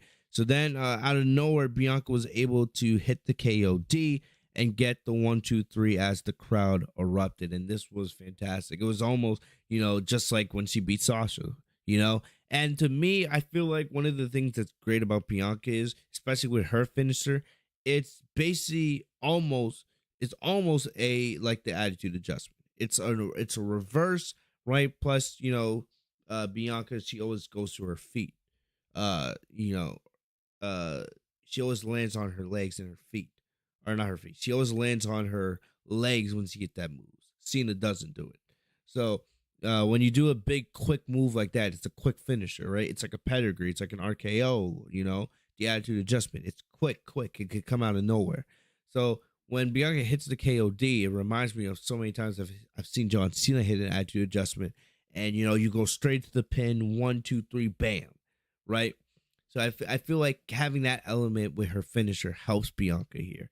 So and Becky sold it perfectly, just like Sasha did last year. She went into the pin and then got the 1, 2, 3 and won the match. So Bianca Belaire, the crowd erupted, and definitely the visual was so similar. Last year, you could put them almost side by side. I would not be surprised if they make posters about this. Last year, WrestleMania 37, Bianca Belaire, SmackDown Women's Champion. This year, Bianca Belaire, Raw Women's Champion, WrestleMania 38, right? And definitely, I'm happy for Bianca, but the real work starts now. Now Bianca has to show us that, I am that person. I am that person, because you've gotten 2 huge WrestleMania moments. All right, and I do agree with JD. I do think that next year, we'll see. I don't know like what we'll see, but if Bianca is champion right around this time next year, I think Bianca got to put somebody else over because you got in two huge moments these last couple of years. Now you got to start giving back, right? Just like others have given to you, right? Sasha's never won a WrestleMania match. She's the best female wrestler ever. You know, you got in two huge WrestleMania moments that people are never going to forget. So, you know, I think you got to start thinking about also giving back in the future. But still happy for Bianca Belair. We'll see. What I don't know, like what happens on Monday. You know, I could definitely see Asuka coming back to challenge Bianca. I could also see maybe Bayley coming to challenge Bianca. Also, they could do a rematch between Becky and Bianca at WrestleMania Backlash for all we know. I kind of, they put on a great match. They put on a absolute great match tonight. One of the best matches of the weekend. So I don't think anybody's going to complain if they decide to do another Becky and Bianca match at WrestleMania Backlash, but we'll just have to wait and see what they do, right? But definitely I do think in terms of Becky needs to take a long break from the title picture because this is the first time since WrestleMania 35 that Becky will not be active on the main roster and a world champion. Ever since WrestleMania 35, outside of when she was pregnant, she has held a title every single day, no matter if it was the Raw or SmackDown Women's titles. But she needs to take a break. All right, I'm fatigued of Becky being in the title picture, and definitely, like we talked about earlier with Drew McIntyre, right? We talked about how Drew being out of the title picture for a while helped him. I think the same thing should be done with Becky, right? And, there's still a lot happening in the women's division. There's lots of superstars that Becky can face, right? I just think for now, she needs a long break from the title picture. I think the same thing about Charlotte as well. I don't know they're going to do that. Like I said, I would not be surprised if, Becky challenges Bianca to a rematch at WrestleMania Backlash, right? And it probably will happen, if anything. But I do think that Becky does need to take a break from the title picture. Honestly, if you decide to do Becky and Ronda Rousey next year at WrestleMania like we expected to, right? I don't even want to see Becky and Ronda be a title match. I don't think Becky and Ronda needs to be a title match next year. Like, come on. But either way, still, this was a fantastic match. Right, fantastic. Bianca gets her redemption.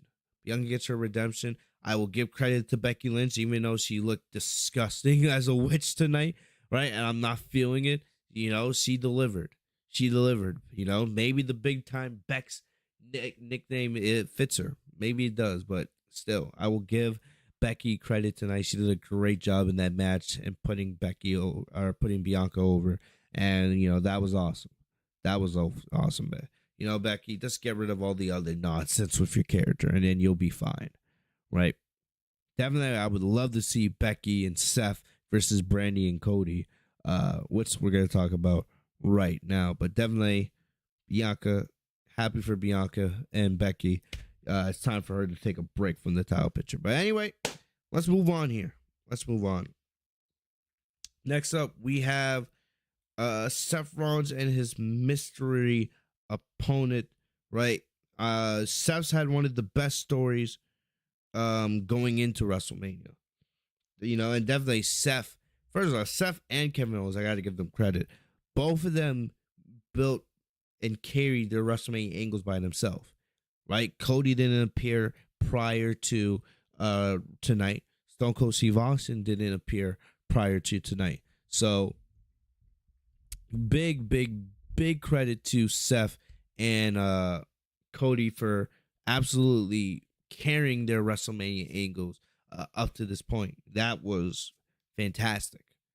Seth probably had maybe the best story going into WrestleMania, right? Seth being a main event star and trying to find his own path towards the big show, at every corner losing and not being able to get on the card, but then Vince McMahon giving him the spotlight at WrestleMania, and this was fantastic.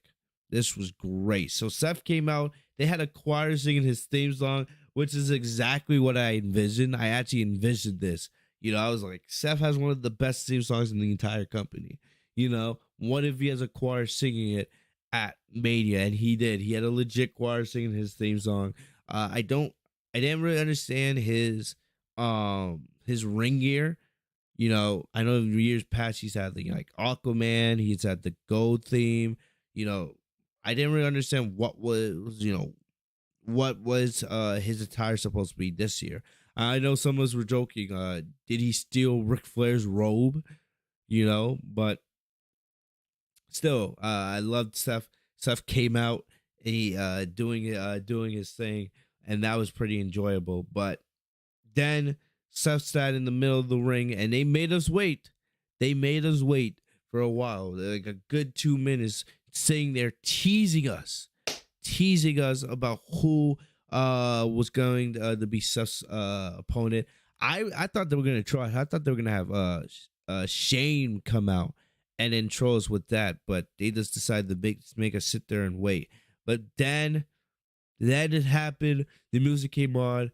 The wrestling family music played, and then Cody Rhodes, the American Nightmare, came out full. It was just like his AEW presentation. Everything, the graphics, the entrance, and the music, fantastic. It was a long entrance. Cody took his time getting to the ring, but it was worth it. Definitely, it was the best pop of the night. Outside, of course, of Stone Cold Steve Austin. But man, it was so great to see Cody Rhodes back. And I thought he was gonna come back with the black hair. I thought he would change his hair, but no, he didn't. He had the blonde hair. It was legitimately everything he was in AEW. Nothing different. The only difference was he was back in WWE. That was it. And this was fantastic. Even I don't know. I think I don't know if Mike Rome has improved to the this point as a ring announcer, but I was listening to him at the beginning and the end of the match. He sounded so much like Justin Roberts to the point I thought that Justin Roberts was there, right? And I love Justin Roberts. He's my favorite ring announcer of all time. And yes, I know that might be a hot take. I know a lot of you guys love Howard Finkel, right, and Lillian Garcia, but I love those individuals as well. But I love Justin Roberts, and it was just great. Hearing the ring and the introductions and everything. We were joking if just in our Discord server, we were joking if Justin Roberts truly was there, they definitely didn't want his ass on camera. But still, Cody Rhodes' entrance was fantastic. Everything about it was great. Like I can't stop saying good things about it, man. Everything. And Cody Rhodes, man, he's home. WWE's kind of where he belongs, because you look at AEW and everything, and Cody, co-founded that company and all that, but WWE's where he made his mark. And the history with Dusty Rhodes. And I'm gonna play this video that Cody posted on WWE's Instagram page, which really hit kind of deep for me, right? Really good stuff.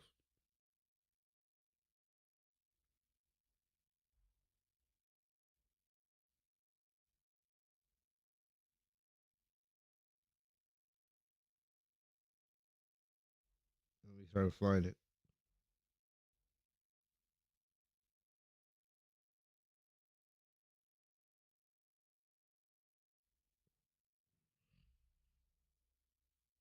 All right, I found it right here. So I'm gonna play this this video that Cody posted on WWE's Instagram page. This was fantastic. The same two words. Hopefully you guys can hear it. I can't put up any louder than this. Everyone keeps saying the same two words. They say welcome home. And as flattering as that is, and much as I appreciate it, reciprocate the feeling. For the entire career, 16 years, I've run away from the specter of Dusty Rhodes, the shadow, because it was so big, it was so great. And I finally felt like, I don't have to do it for him anymore. Maybe I could do it for me. And that will be doing it for him. And I got the chance to go out there and do it in Texas. The last WrestleMania, I was here as Stardust, and to come back and beat me, the ultimate vindication. And I'm very happy. And they say, welcome home. I say, I'm ready to play the game. Let's go. And yeah, you think about it like this. Cody got started in WWE, right? And of course, he was always under his father's shadow, right? Dusty Rhodes, all-time legend, rest in peace. But yeah, Cody Rhodes is always lived under his shadow.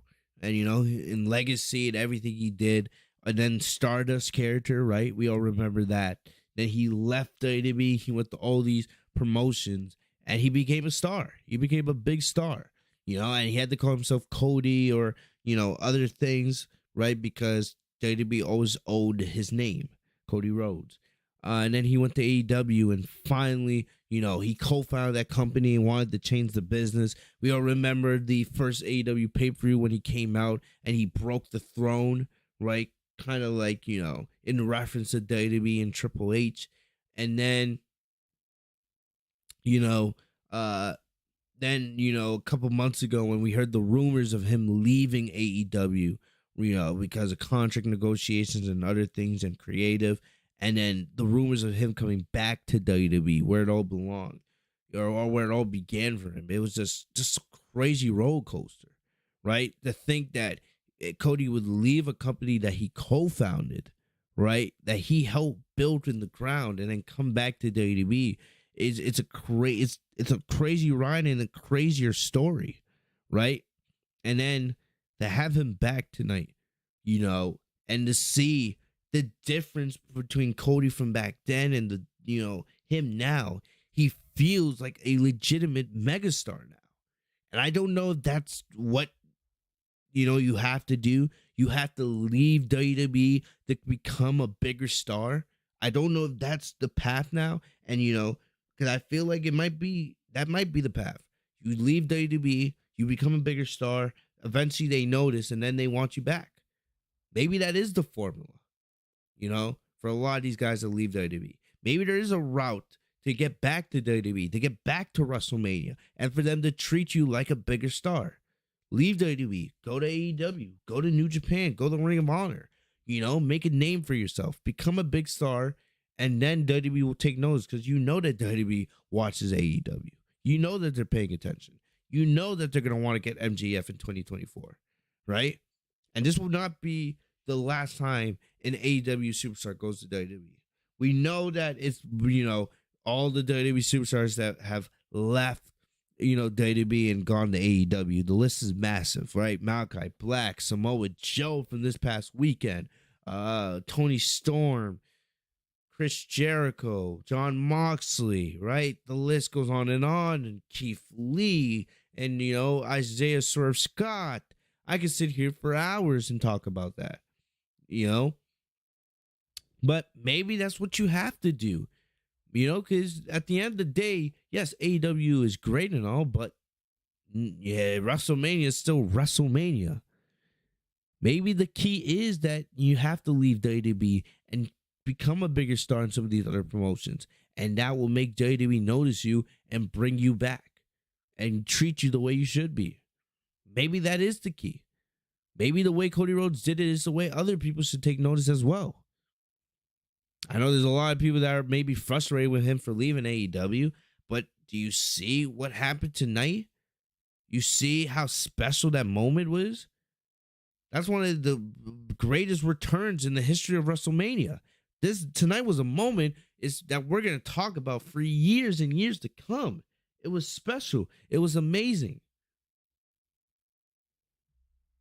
And that moment tonight doesn't happen if Cody never leaves WWE. If Cody never left WWE, right, the guy would probably still be Stardust today. I'm being 100% serious. When Cody left in 2014, he was Stardust. He had chosen never to leave, and he kept wrestling all these years later. He probably would still be Stardust today. because that's the way WWE works. So Cody, I'm happy for him. He's getting paid, probably a huge amount of money. I don't know if he's like in the upper tier of I don't know if he's in the upper tier of WWE superstars. When it comes to salary, he probably is, but still, regardless, to see him back there tonight and he was happy, right? He was happy. He's never gonna. Of course, he's never gonna forget what he did in AEW, but that's the past now. He's back in WWE, and I know that he's probably super excited to get to work. I don't know what his contract looks like. I don't have the numbers or anything. It's probably multi-year. I would probably guess probably 2 or 3 years at the minimum. I don't think it's a super long like deal, like 5 years. I'm one of the best, probably a 2 or 3 year deal, somewhere around there. But it's fantastic to see Cody back in WWE. The city of the ovation he got, the reaction to his entrance, everything. It was amazing.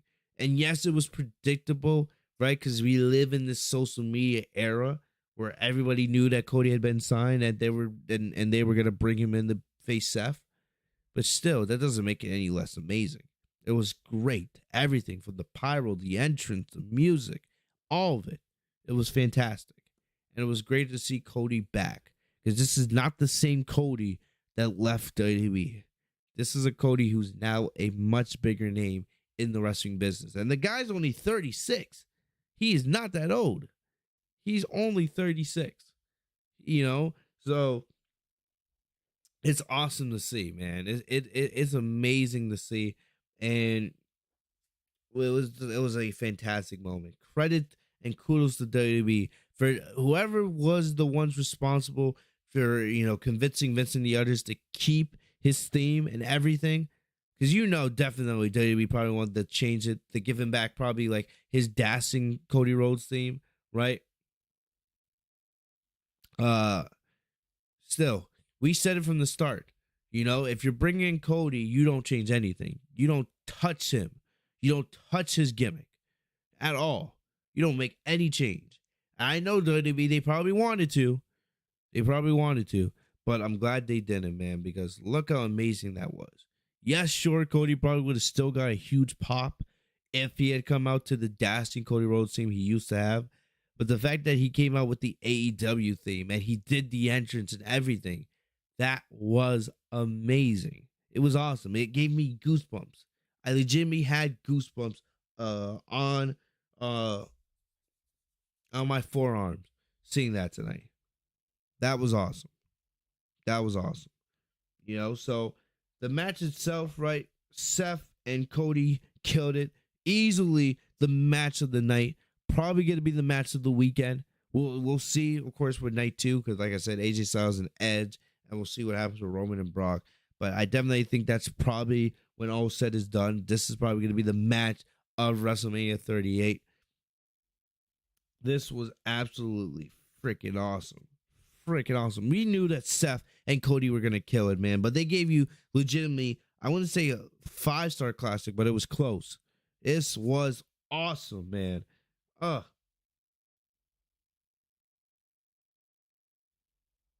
But Cody and Seth going back and forth here. Really cool stuff. He showed off to the crowd a little bit, right? And then Seth got some shots in, but then they started brawling. And one of the amazing stuff.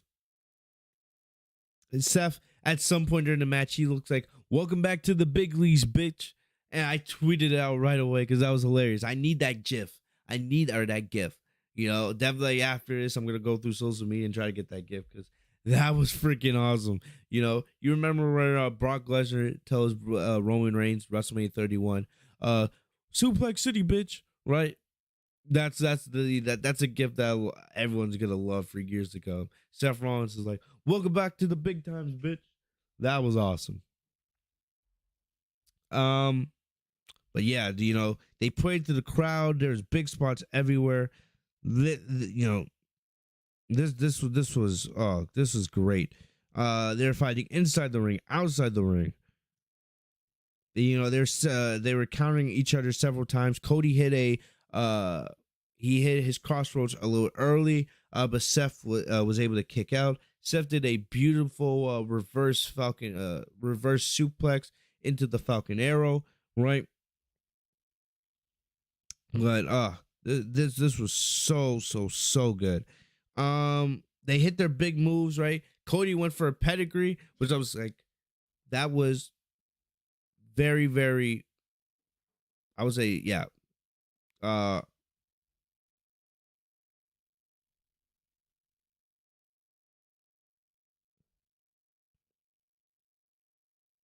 Anyway, sorry, I lost my train of thought there for a sec. But Cody went for the pedigree, right? Which almost kind of got me, because I was like, oh shit, because we all know Cody Rhodes and Triple H, right, from that moment in AEW that we talked about earlier.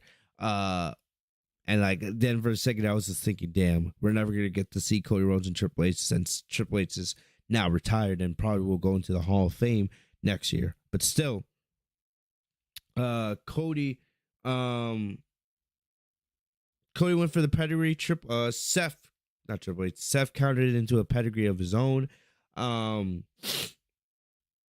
This was really good. And then the ending here, right? The ending. Oh, so Cody was able to hit 2 crossroads in a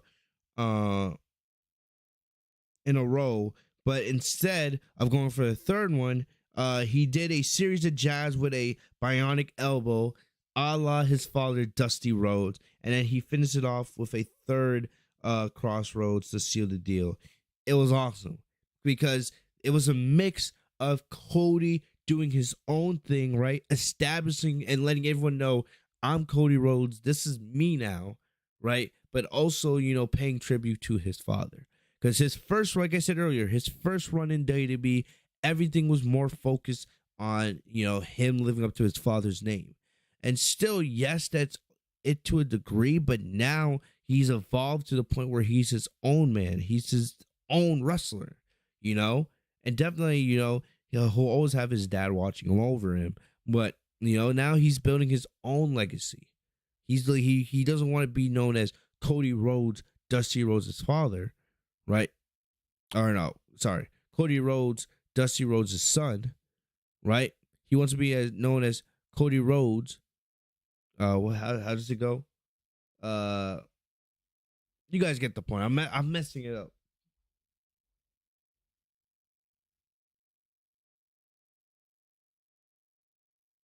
What is it? No, I'm trying to figure it out. Hey, he wants to be known as, because before he was known as Cody Rhodes, son of Dusty Rhodes, right? Now he wants to be Cody Rhodes, right? Dusty Rhodes is my father. If that makes sense. I know I'm messing it up in a way, but hopefully you guys get the point. So, I know I'm messing up, but you guys get what I'm trying to say, right?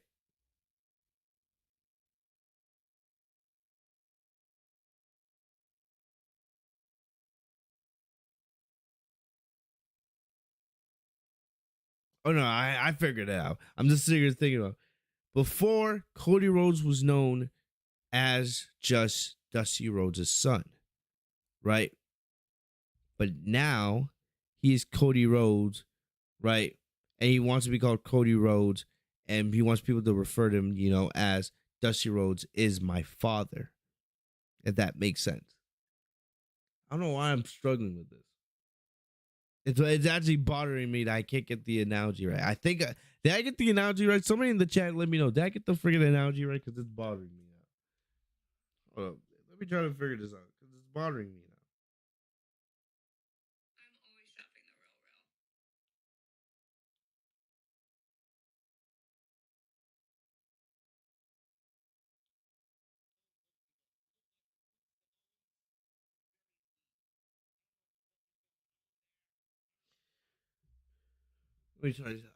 I'm legitimately sitting here trying to figure this out. Am I saying the analogy right? Someone let me know in the chat. Did I get the freaking analogy right?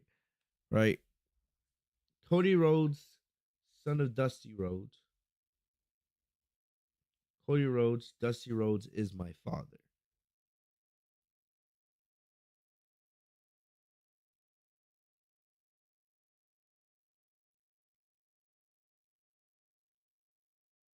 I think I got it right.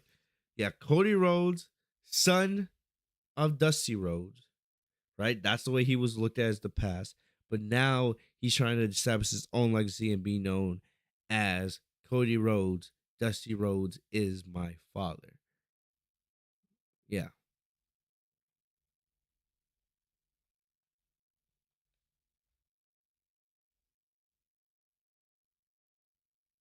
But anyway, yeah. I think I got it because I'm trying to remember what Ric Flair said once, right? Ric Flair said, "I am the father of Charlotte Flair now." Right? It's no longer Charlotte Flair's my daughter, right? I am the father of Charlotte Flair, who's established his own legacy. So,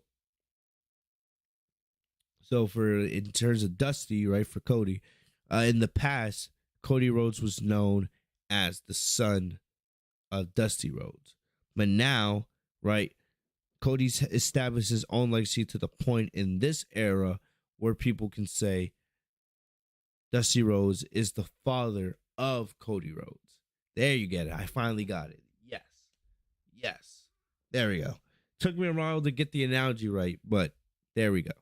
Let's go. But awesome. But anyway, yeah, like I said, so Cody. No, but anyway, it was great to see Cody back. Like I said, the match was fantastic. It was the match of the night.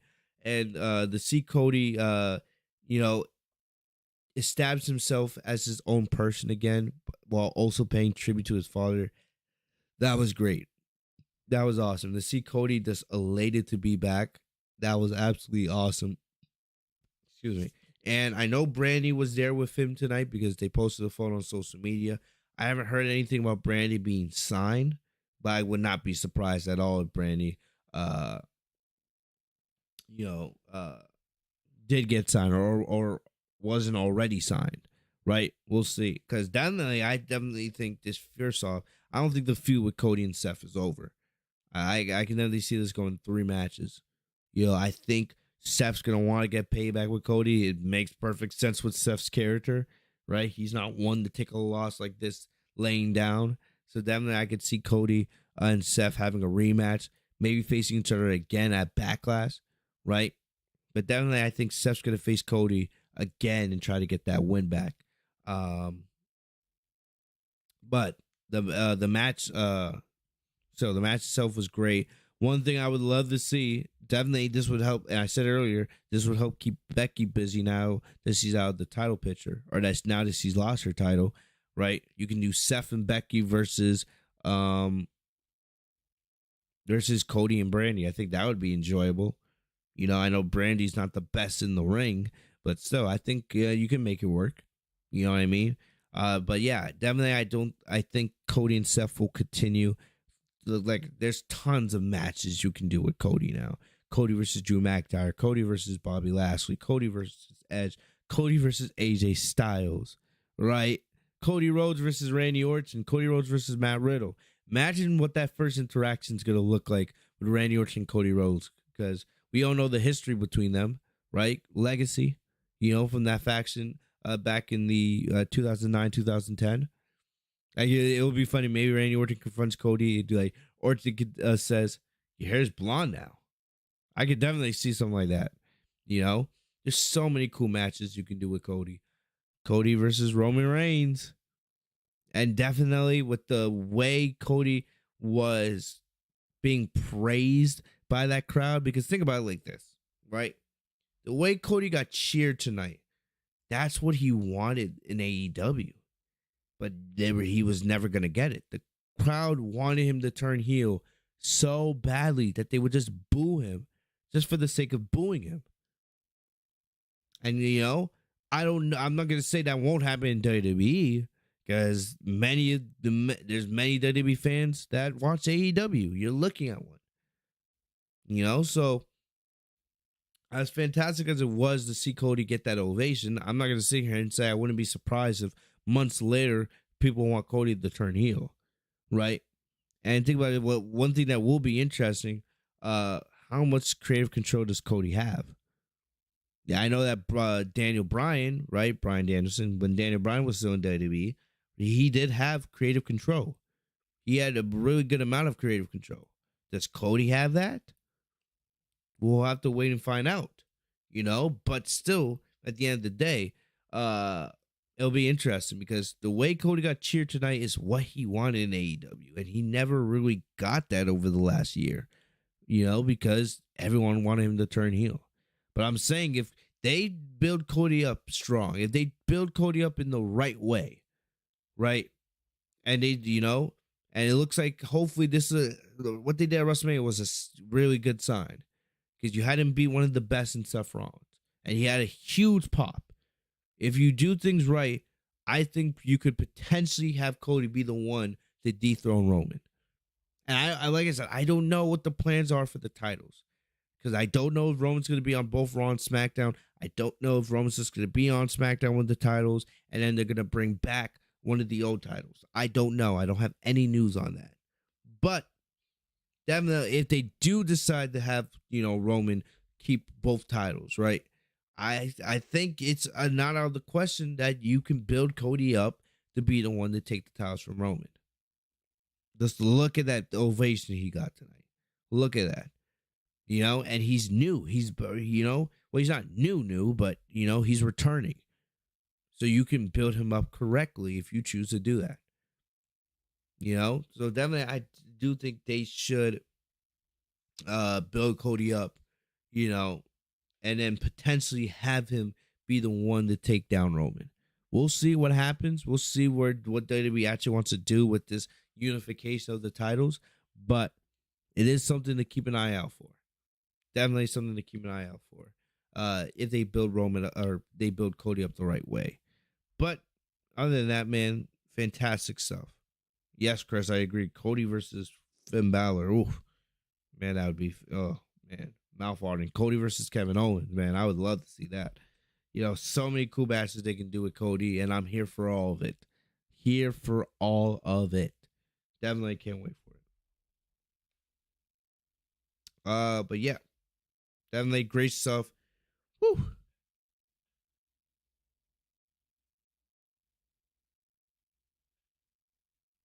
Yeah, I'm just looking. It's funny. It's funny. I'm looking at the Bleacher Reports notes one more time just to make sure I didn't forget anything. Yeah, they basically did everything to not mention AEW.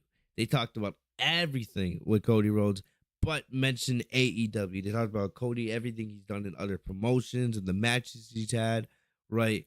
But they were not going to name drop AEW at all.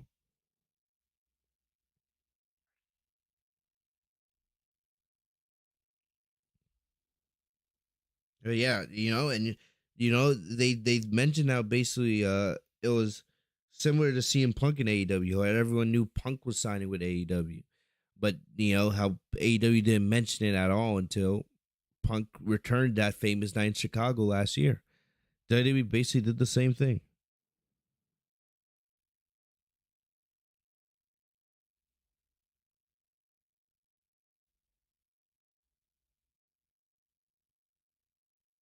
Oh yeah, I didn't even talk about the springboard cutter, right? Or the springboard RKO or stunner or whatever you want to call it.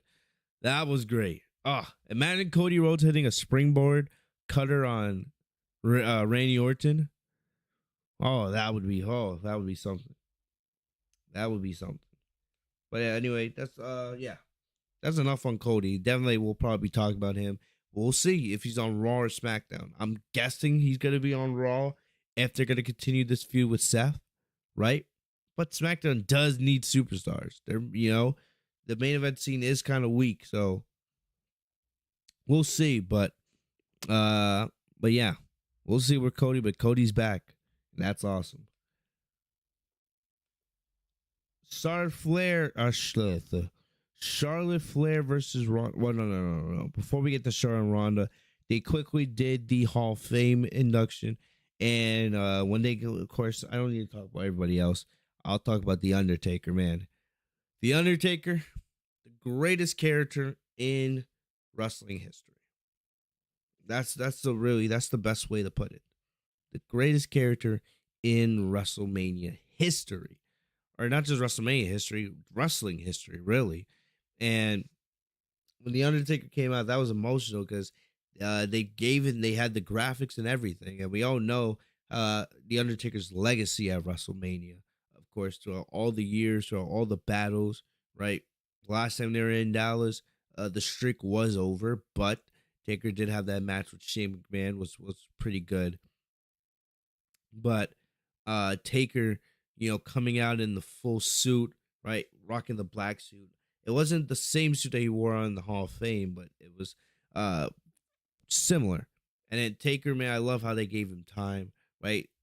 Taker went to each side of the ramp, and said thank you to the crowd, and it was awesome. The only thing I kind of wish they did is I wish Taker came out with his robe, right? If Taker came out with his robe and hat just one more time for nostalgia, that would have been great. I'm hoping on Monday on the Raw Go Home show, or not the Go Home show, the Raw After Mania, they have the Undertaker just appear in full character, just choke slam somebody. I don't care who it is. Just have Taker there just to choke slam and pedigree somebody. Just please, just do that.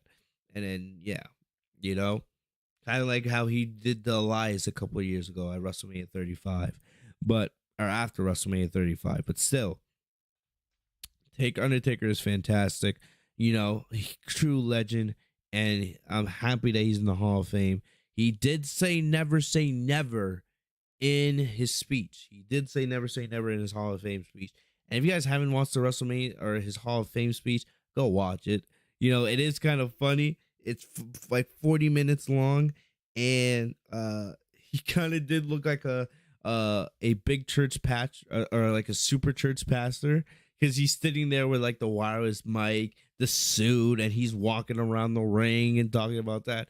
The memes I saw, how comparing Undertaker to like Joel Steen and T.G. Jakes and some of these other big famous super church pastors, or these mega church pastors. It was just hilarious. That's just hilarious, man. But go watch Taker's Hall of Fame speech. It's definitely probably the greatest Hall of Fame speech we've ever gotten. It's 40 minutes long, but Taker deserved almost an hour. If Taker had went 2 hours, nobody's gonna sit there and complain.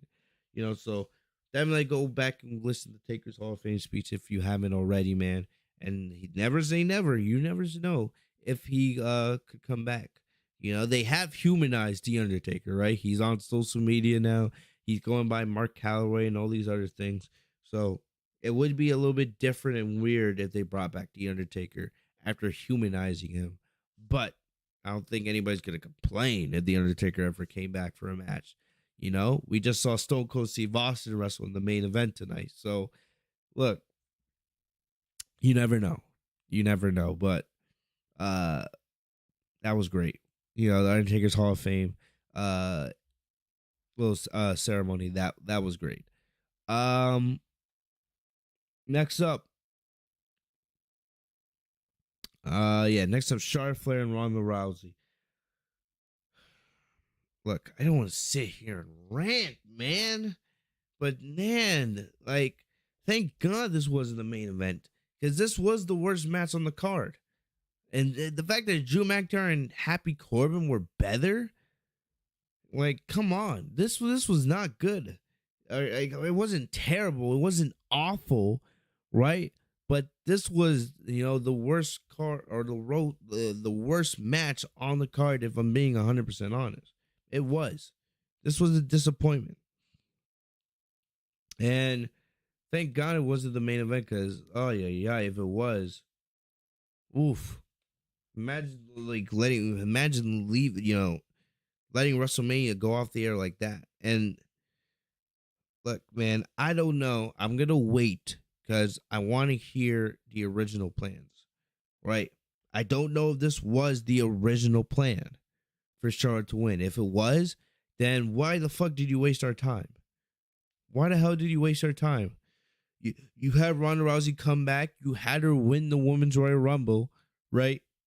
And not, most of the time, the winner of the Women's Royal Rumble goes on to win at Mania. If the plan was for Charlotte to win this whole time, why did you waste our time? Like, seriously. And it pisses me off because Charlotte has all these WrestleMania moments, right? She won the Raw Women's title at WrestleMania 32 in Dallas. She beat Rhea Ripley for the NXT title at WrestleMania 36. She's beaten Asuka. Now she's beating Ronda Rousey.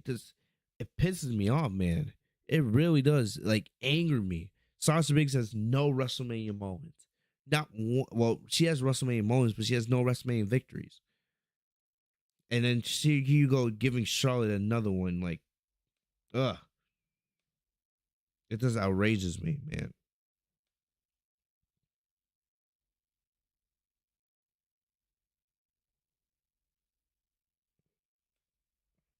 I'm like, ugh. I don't know. This was bad. And the fact that Charlotte advocated for this match for what? For this disappointment? And like I said, I'm still waiting on freaking, what's his name? Freaking Gregory. Where's the clip from Nick Khan about how, like Gregory wants to go in the chat earlier and talk about this clip from Nick Khan saying how he didn't like Charlotte and Ronda. Where is it? Where's the proof? Does anybody have that? Can someone put it in the chat for me? What the hell? Anyway. So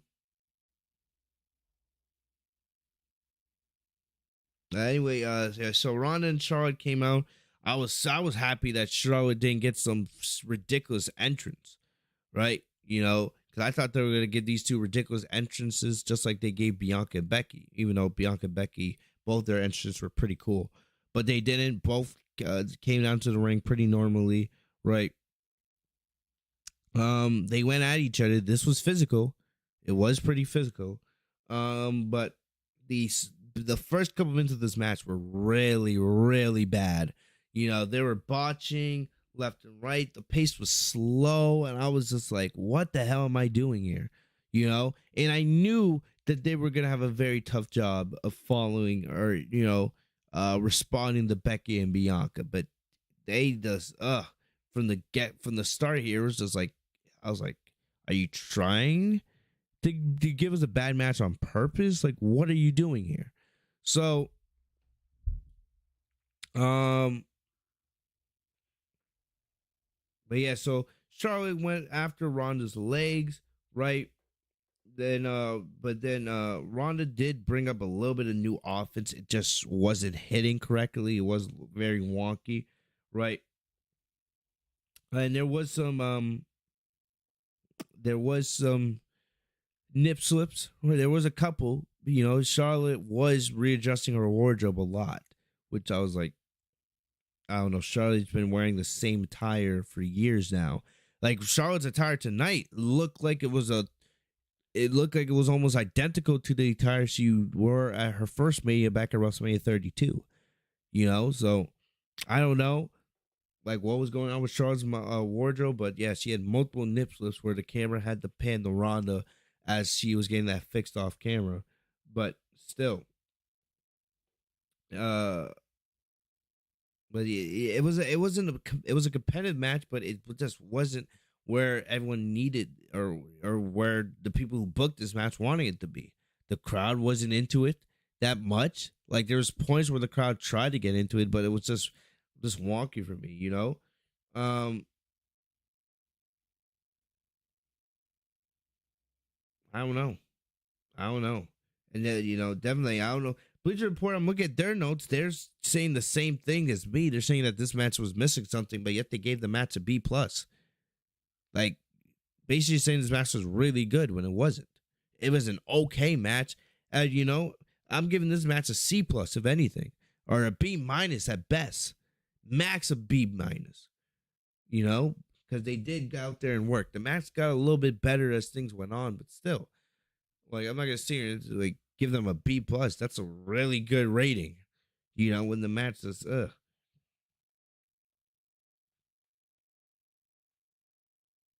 and definitely wasn't anywhere close to where Bianca. Like, Bianca and Becky and Cody and Seth are way up here. Charlotte and Ron are way over here, and I'll put Stone Cold and KO because of the electricity in the moment right here, right? But yeah, this match just didn't have it. You know, they tried their best, but it just, I don't know. Like it really, if I'm being honest here, now that I think about it, it kind of like WrestleMania 35, the main event with Becky, Bianca, or no, Becky, Charlotte, and what's it called? Becky, Charlotte, and Ronda, right? That match was hyped in the main event, and all this other ridiculous crap that you did for it, you know, and you did all this nonsense with that match, and the match was a disappointment. The match didn't suck. They went out there and worked their asses off, but the match wasn't at the level of what it needed for a WrestleMania main event. Sasha and Bianca crushed it out of the blew it out of the water the next year. So I feel like the perfect comparison for Charlotte and Ronda tonight is to compare it to what Charlotte and Ronda and Becky did at WrestleMania 35. It was a okay match, but it wasn't to the level of where the match was built up to be. And you know, I'm not gonna sit here and feel sorry for it, because you WWE wanted to do this match. The match should have been Sasha and Charlotte all along. If Sasha and Charlotte was there, right, that's close to a 5-star match. Charlotte and Ronda just don't have that type of chemistry that give you that type of match. You know, and WWE has themselves to blame for that, because you wanted to, you know, do Sasha dirty, put her in a tag title match, right? And instead of putting Sasha in the main event where she belonged. If anything, at minimum, it should have been a triple threat with Sasha in there. You have Sasha in there, that this is probably has potential to be the best match of the night. It really does. You know? But you wanted to go with this, and now you got to go with the results. And at the end here, right? So Ronda did make Charlotte tap with the arm, or was it the arm bar, the leg lock? Who cares? But she made Charlotte tap, but the referee was out of commission after Charlotte accidentally speared him earlier. So the second I saw that, I was like, oh, here we go. Charlotte's definitely winning. And then Ronda went to wake up the ref, and Charlotte was able to, I think it was either a big boot or a natural selection, right? It was one of the two. But Charlotte hit the move and then got the 1-2-3 to retain her title, right? And that was that. Ronda didn't really sell it that well. Ronda right afterwards got up and she was frustrated, and that was that. So, you know, the feud could continue. I hope not, because I'm done with it. I'm done with it. If anything, you need to bring Sasha back into the fold. You need to. And it was funny. There was so many people on social media that wanted Sasha to go reverse Taker, right? Because, you know, Sasha's WrestleMania losing streak. She's never won a WrestleMania match, which is pathetic. You know, she's 0-6, but people want her to go 0-7 so that she can go after the SmackDown Women's title, right? And, you know, Sasha can get the moment that she probably should have got. No, not that she probably, the moment that she should have gotten tonight. Tonight, right now, Sasha should be SmackDown Women's Champion. Right now. She should be champion, you know? But people want Sasha to lose tonight so that she can go after Charlotte, you know? Because I don't want to see Ronda and Charlotte continue. I don't think anybody does. I'm sick of it. You've done it to death. What else can these two, like what else, like, come on. You're going to try to build another match between these two going to Backlash when nobody gave a shit going into WrestleMania the last 2 months? I'm sick of it. You know, if anything, at least if you're going to have Charlotte and Ronda go at it again, you need to get Sasha involved. It's that simple. But still, man, like, stop wasting our time with this bullshit. Please, man. Do not make us have to go through another Charlotte and Ronda match. No matter what happens tomorrow night with the tag titles, you know, and no matter if Sasha wins or not, Sasha needs to be involved in the SmackDown Women's Championship picture going forward. At Backlash, it either needs to be Sasha versus Charlotte, or it needs to be Sasha versus Ronda versus Charlotte. It's that simple. And there's nothing else to accept. I don't feel bad for WWE for Ronda and Charlotte not delivering. I don't give a shit. It was bad. Simple as that. me see. I'm gonna search up Sasha and not Sasha, Ronda versus Charlotte. See if there's any room on that or uh any uh any information on that.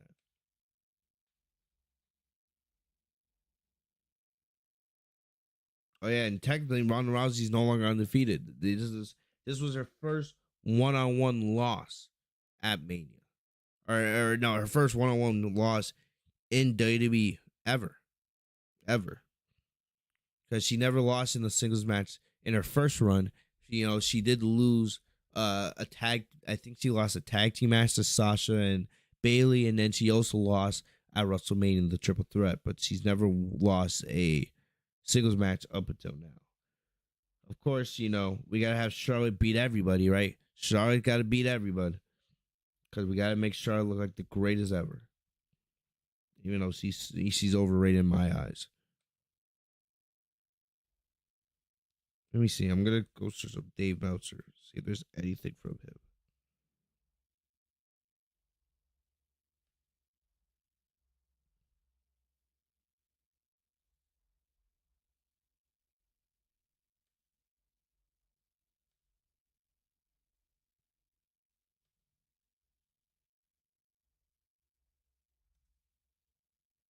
One sec, people.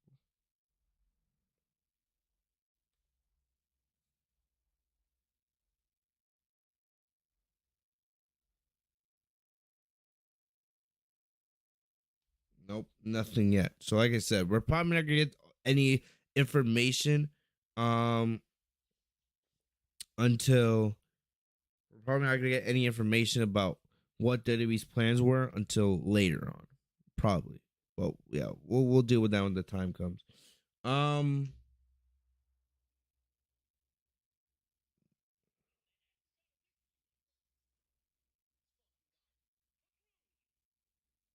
Anyway, let's get into the main event. Right, Stone Cold Steve Austin, Kevin Owens. Woo! This was awesome on every degree, every level. Right? We never thought it was gonna be an actual match. I didn't think it was gonna be a match. We heard it was gonna be a fight. We heard it was gonna be a brawl, but an actual match, woo! This was amazing. So, like I said, WWE cut the New Day versus Sheamus or Ridge Holland for time, right? It's like I already talked about earlier. It is what it is.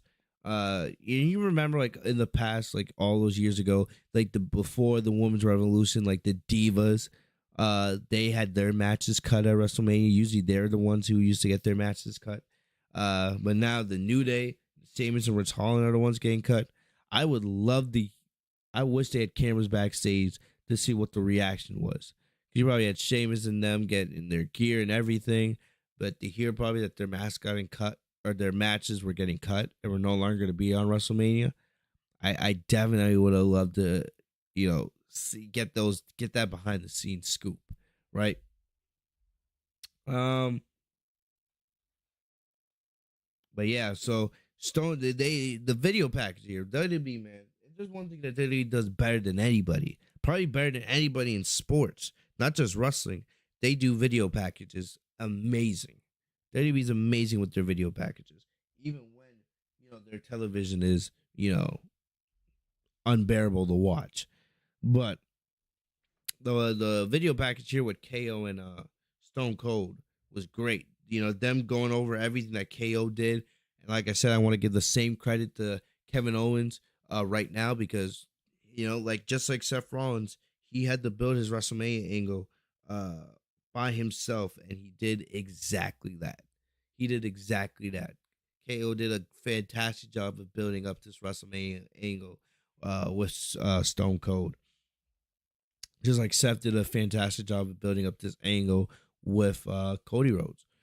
But yeah, so KO came out to the ring, right? He got a huge negative reaction, of course, because they were in Texas and he had said a bunch of shit about it. And I love Kevin Owens. He did a great job here.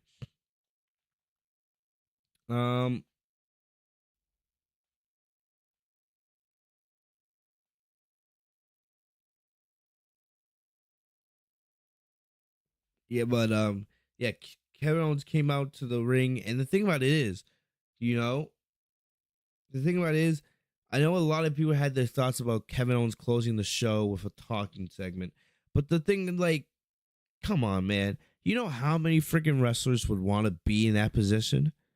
How many fucking wrestlers would want to be in that position with Stone Cold Steve Austin, arguably the greatest WWE superstar of all time? So many would love to be in that position. I've and you ask any WWE, any superstar in general, AEW, if they had the opportunity to close out WrestleMania with Stone Cold Steve Austin, talk show segment, match, anything, they would say they would do it in a heartbeat. And if they say they wouldn't, then they're not real wrestling fans. They don't care about the business. You know, Stone Cold and KO had to main event night one. They had to. They absolutely had to. Now that we've seen night one, now that it's been done, right? They had to. You're telling me with what you saw from Shawn and Ronda Rousey, you thought that was worthy of being the main event for night one? No, it wasn't fucking. No, it fucking wasn't. And I want the women to succeed. You guys know this. I'm a huge advocate for women's wrestling, but you're trying to tell me that, after that disappointment, Shawn and Ronda Rousey was the worst match on the card tonight, because I'm not counting what Rick Boogs' injury in the SmackDown Tag Team title match. That doesn't count to me. That's an asterisk. But, you see what happens with Stone Cold and Kevin Owens and how great that was, right? And how that set the crowd home happy. You think the crowd is going home happy seeing Charlotte Flair raising the SmackDown Women's Championship in a match that wasn't really that good between her and Ronda? Seriously? No, nobody wants to see that. Nobody wants to see that. It would have really hurt this show if you had Charlotte and Ronda main event. So I don't care if it was a talk show segment. KO and Stone Cold deserved the main event night one, and they did just that, and it was fantastic. So I don't want to hear any of that garbage. So KO talks some trash, right, about Texas, and then Stone Cold came out to a massive ovation, right? KO went on for a while, and basically he was playing up the heel in him, because he kept saying, "Oh, before I introduce my guest, I got more shit to say about Texas." And then, of course, Stone Cold, he marches to the beat of his own drum, and he just came out to a huge ovation, right? And remember, Stone Cold's not really the guy who usually panders, you know what I mean? But Stone Cold went to each side of the ramp, gave the fists up and everything like that. Then he paused at the top of the entrance ramp again, right before walking to the ring. He left the stage while his music was still playing, and then he came out on his ATV. Legendary, classic Stone Cold Steve Austin. Ran around the ring a couple times, put it in park. Then he came in the ring, and then he went to he did his the corner pose, famous vintage Stone Cold Steve Austin. Then, right, and this went on for a while, and then KO finally said enough, and then he had Stone Cold sit down, right? But they didn't sit down for long. Stone Cold did his classic gimmick, basically getting the crowd to call Owens an asshole, right? Like it was like we were back in the Attitude Era. Then he was talk about he was like, "You really want to sit down and have a conversation after all the shit you said about me? You really want to sit here and just talk, right?" And this was great, because one thing that I've done now, of course, I'm wearing my Stone Cold Steve Austin shirt. I have the other one, the red one that he wore in 2001 when he was heel. One thing that was great one thing that I always do in my spare time, I love sitting back and watching old WWE segments. There are times if I'm bored, if I'm not watching anime or anything like that, I will legit spend hours just watching old Attitude Era segments, especially Stone Cold Steve Austin segments. I have playlists on my YouTube where I just love going through and rewatching Stone Cold segments back from when he was a heel and feuding with Bret Hart, back to when he turned babyface, right, with Shawn Michaels, and then his feud with Vince McMahon, and his rivalries with Mankind and Undertaker and The Rock. List goes on, all the way to 2021 when he was a heel. Then back when he turned babyface again later in the year, watching his segments with Booker T and NWO, all the way up to his retirement. And even past that, I love watching like Stone Cold as the sheriff segments, right? Back when him and Eric Bischoff were watching Raw. I love doing that. So this segment with KO was just giving me back those vibes, and was just so great to see and listen to. So but yeah, they actually talked about Texas a little bit. KO talked about why he doesn't like Texas, and then after a while, KO said that he baited Stone Cold, right? He didn't really, call Stone Cold out here for to have a conversation, but that he came out to challenge Austin to a match, but not any match, a no holds barred match. And that was a match that Stone Cold was known for wrestling back in the day. Against The Rock, against The Undertaker and Triple H, Stone Cold wrestled so many no holds barred matches back during the Attitude Era. That was kind of his thing. Stone Cold was a brawler. So, KO said if Stone Cold wasn't going to accept the match, that he just needed to get his ass back on his ATV and get the hell out of the ring and leave, right? Stone Cold looked at the crowd for a while. The crowd was chanting yes. And then Stone Cold said, if you want me to have a match right now with Kevin Owens, give me a hell yeah. And then he accepted and called for a ref to come down. So, we didn't get to see Stone Cold rip off his shirt, right? But you could tell he was in fantastic shape. His muscles and everything was ridiculous. I don't know if he has a six-pack now these days, but still, Stone Cold, you could tell Stone Cold was in fantastic shape, right? He was wearing the classic Austin 316 shirt, right? The one that I'm wearing right now. Boom. You can get it on WWEshop.com. And then they went at it. Stone Cold dominated this for the most part. This was really, the match was about 70% Austin, KO 30%, right? So they had a stare on the middle of the ring, and then Austin started unloading on him. And this was classic Austin. It almost felt like watching an Attitude Era Stone Cold match. Suplexes and right hands, boots in the corner, right? I wish we got to see Stone Cold do like the best press, when he would jump on his opponent and then slug him in the middle of the ring, right? But still, everything about this was great. It wasn't like, you were getting a 5-star classic. That wasn't the point here. Just seeing Stone Cold back in the ring and actually fighting. This was awesome. So, they fought on the outside of the ring. KO pushed Stone Cold into the ring post. Like I said, I'm going to go back and watch this again a little bit later. But really, really awesome stuff here. Stone Cold and KO, they started fighting on the announce table. Stone Cold's drinking IPAs. Just during this match alone, I think Stone Cold had maybe 8 IPAs at least. After the show, he had maybe about 15. I'm being serious. He just kept chugging those. But during the match, he had at least 8, maybe 10. He was just chugging them like every couple of minutes. And then, they're fighting over the arena, right? They did suplexes on the arena floor in front of the fans. I was worried that Stone Cold was going to get a concussion, and he's probably not going to feel that good tomorrow, because even though he's in fantastic shape, he hasn't wrestled a match in 19 years. So, yeah, I don't know how great Stone Cold's body's going to feel tomorrow, but still. Then there was a part where KO tried to run away from Stone Cold by getting on his ATV. Stone Cold caught him, and Stone Cold actually drove him and KO up the ramp to the ATV where they were fighting on the stage. The Stone Cold brought KO to both sides of the ramp and the set, and did suplexes on him over there, whooping his ass.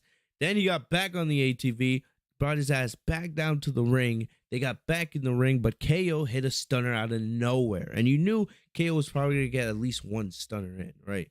So KO got a stunner out of nowhere. They probably chose it would be best not to have KO do all of his offense, like the frog splash and the cannonball and the pop-up powerbomb, because you don't know how Stone Cold's body's going to react to that after not being in a ring for 19 years and having a match. So I understood that, but KO did the stunner. Stone Cold sold it perfectly, but Stone Cold kicked out at 2.5. Then afterwards, KO went to grab a chair, right? Yeah, KO went to grab a chair, but Stone Cold was able to get out of the way, and instead KO hit the ring rope with the chair, and it ricocheted and hit him back in the head. Then that allowed Stone Cold to take advantage, hit a beautiful looking stunner, which KO sold perfectly, and Stone Cold gets the win. 1, 2, 3. Awesome stuff here with Stone Cold and KO. The match went about 15 minutes. 15 minutes. I didn't even think we were going to get a match. I knew we were going to get a fight, but the fact that we actually got a match, a legit match, absolutely awesome. I don't know if this was the plan the whole time, because remember, we heard all the reports that it wasn't going to be a match. It was going to be a fight. And that Stone Cold refused to do a match, right? But they did a match. And it wasn't your 5-star classic, but it didn't need to be. They fought around the arena. Stone Cold took legit bumps, and it was good. It was great, and it was enjoyable, and it was awesome, and I'm happy that they did it. Even though I decided not to go to WrestleMania this year, I was kind of angry. I was like, maybe I should have gone to WrestleMania just for that, just to see Stone Cold wrestle one more time around the arena. Maybe that would have made the trip worth it. It is what it is. You can't do anything about it now, but still, it was awesome. It was freaking awesome to see Stone Cold have one more match in WWE. It's probably most likely his last match. I know, WWE will try to get him to come back again, right? But no, I don't. I think this is actually it for Stone Cold. But still, just to see him back in the ring, and just to do it the way that they did, it was fantastic. It's fantastic. Credit to everyone that produced the segment in the match. Credit to freaking KO, who did a masterful job of, building up this match, building up the feud, right? And he did a great job in there with Austin tonight. I know that's something that KO's probably going to relish for the rest of his career, right? After the match, Stone Cold's doing a beer bash like we expect him to. He's already 8 IPAs in. He goes on to drink probably another 10 more at least, right? Owens got up and he hit Owens with a second stunner. Classic Stone Cold, right? You always get at least 2 stunners. Then he called Byron Saxton's bitch ass in the ring, which I enjoyed, and stunned the shit out of him. And you guys know I don't like Byron Saxton. The guy can't dress, and he sucks on commentary, so that was great. Then I think Stone Cold brought his brother in the ring, if I'm right. But either way, man, that's how the show ended. He grabbed the mic. He said it was good to be back in Texas, and that's the bottom line, because Stone Cold said so. You couldn't end night one any better.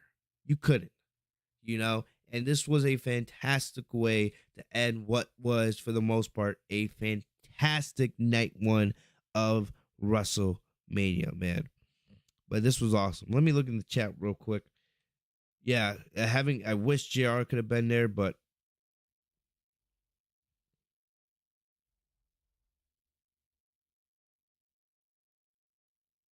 let me just look at the chat really quick.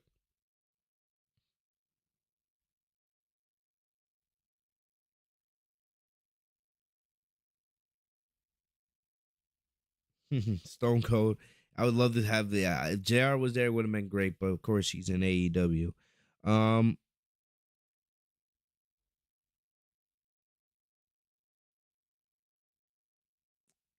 team just streamed. I understand your point, but I don't think anybody here was looking for, Stone Cold and Owens to give us a classic or anything. Yes, sure. Did it look? Was it perfect? No, of course not. But it was still a match. It was better than some of the other stuff we've seen. It's better than anything Goldberg's given us. If I'm being honest, right? Stone Cold at his age can wrestle better than Goldberg can at his age, and I'm serious when I say that. Seriously, come on, it's Stone Cold's first match in freaking 19 years, 2 decades, almost as long as I have been alive, longer than my sister's been alive. So I'm gonna give Stone Cold all the slack, all the credit, all of it in the world. Like, I knew, of course, it's not going to be perfect. Of course, it's going to be a little bit of sloppiness, but that's okay. I don't think anybody, really cared, because you got to see Stone Cold actually, wrestle. Seriously. But still, this was great. It was absolutely awesome, man. What I can't say bad things about, night one, really. Outside of Ronda and Charlotte, night one delivered. Night one delivered. Yes, it sucks what happened to Rick Boogs. We wish him well soon. But it didn't really have too much of an impact on night one as a whole, because Drew and Corbin delivered more than we expected. Logan Paul shined in the tag team match. Bianca and Becky gave us one of the best women's matches of the year. Something definitely people are going to rewatch for years to come. Seth and Cody Rhodes was absolutely amazing. Close to a 5-star classic, right? The Undertaker's Hall of Fame ceremony. Stone Cold Steve Austin and Kevin Owens. It was awesome. It was legitimately awesome. The only thing that really pisses me off was Charlotte and Ronda Rousey. But thank God it wasn't the main event, so it doesn't really matter at the end of the day. But still, this was an awesome way to start night one of WrestleMania. And then we'll see what happens with night two. Night two has a tough task. Even though I would say night two has the better card, still night two has a tough job responding to what we saw from night one. But we'll see. But this is, like I said earlier, this is why WrestleMania should be 2 nights every single year. This is why. Because if this is one night, right, you're not getting these positive vibes out of me. If you're giving me an 8-hour WrestleMania where I'm absolutely exhausted, you're not getting these positive vibes out of me, man. So credit to WWE on a successful night one of WrestleMania 38. We'll see what happens with night 2 of WrestleMania to WrestleMania Sunday. But we'll see. But other than that, guys, that's about it. Thank you guys so very much for joining me here on the Legit Shoot podcast for your night 1 WrestleMania 38 review. Thank you guys so very much. If you guys enjoyed, please leave a like on the video before you guys leave. It helps push the video out to more people. So definitely, please do it. It does a lot, and I really am appreciative of that. Subscribe to the channel if you guys do by hitting the bell next to my name, Fitz TV, so you guys are notified every time I post a new video. Thank you to everybody who follow me down on social media, right? Thank you to everyone who live tweeted with me. You guys are amazing. We'll be right back at it for night 2 tomorrow night. But like I said, make sure to join me right back here tomorrow night, depending on when you guys are watching this video, for the night 2 WrestleMania 38 review. I will see you guys tomorrow night. Thank you guys as always. You guys are amazing. Stay safe. Stay healthy. Have a good night, guys. Peace.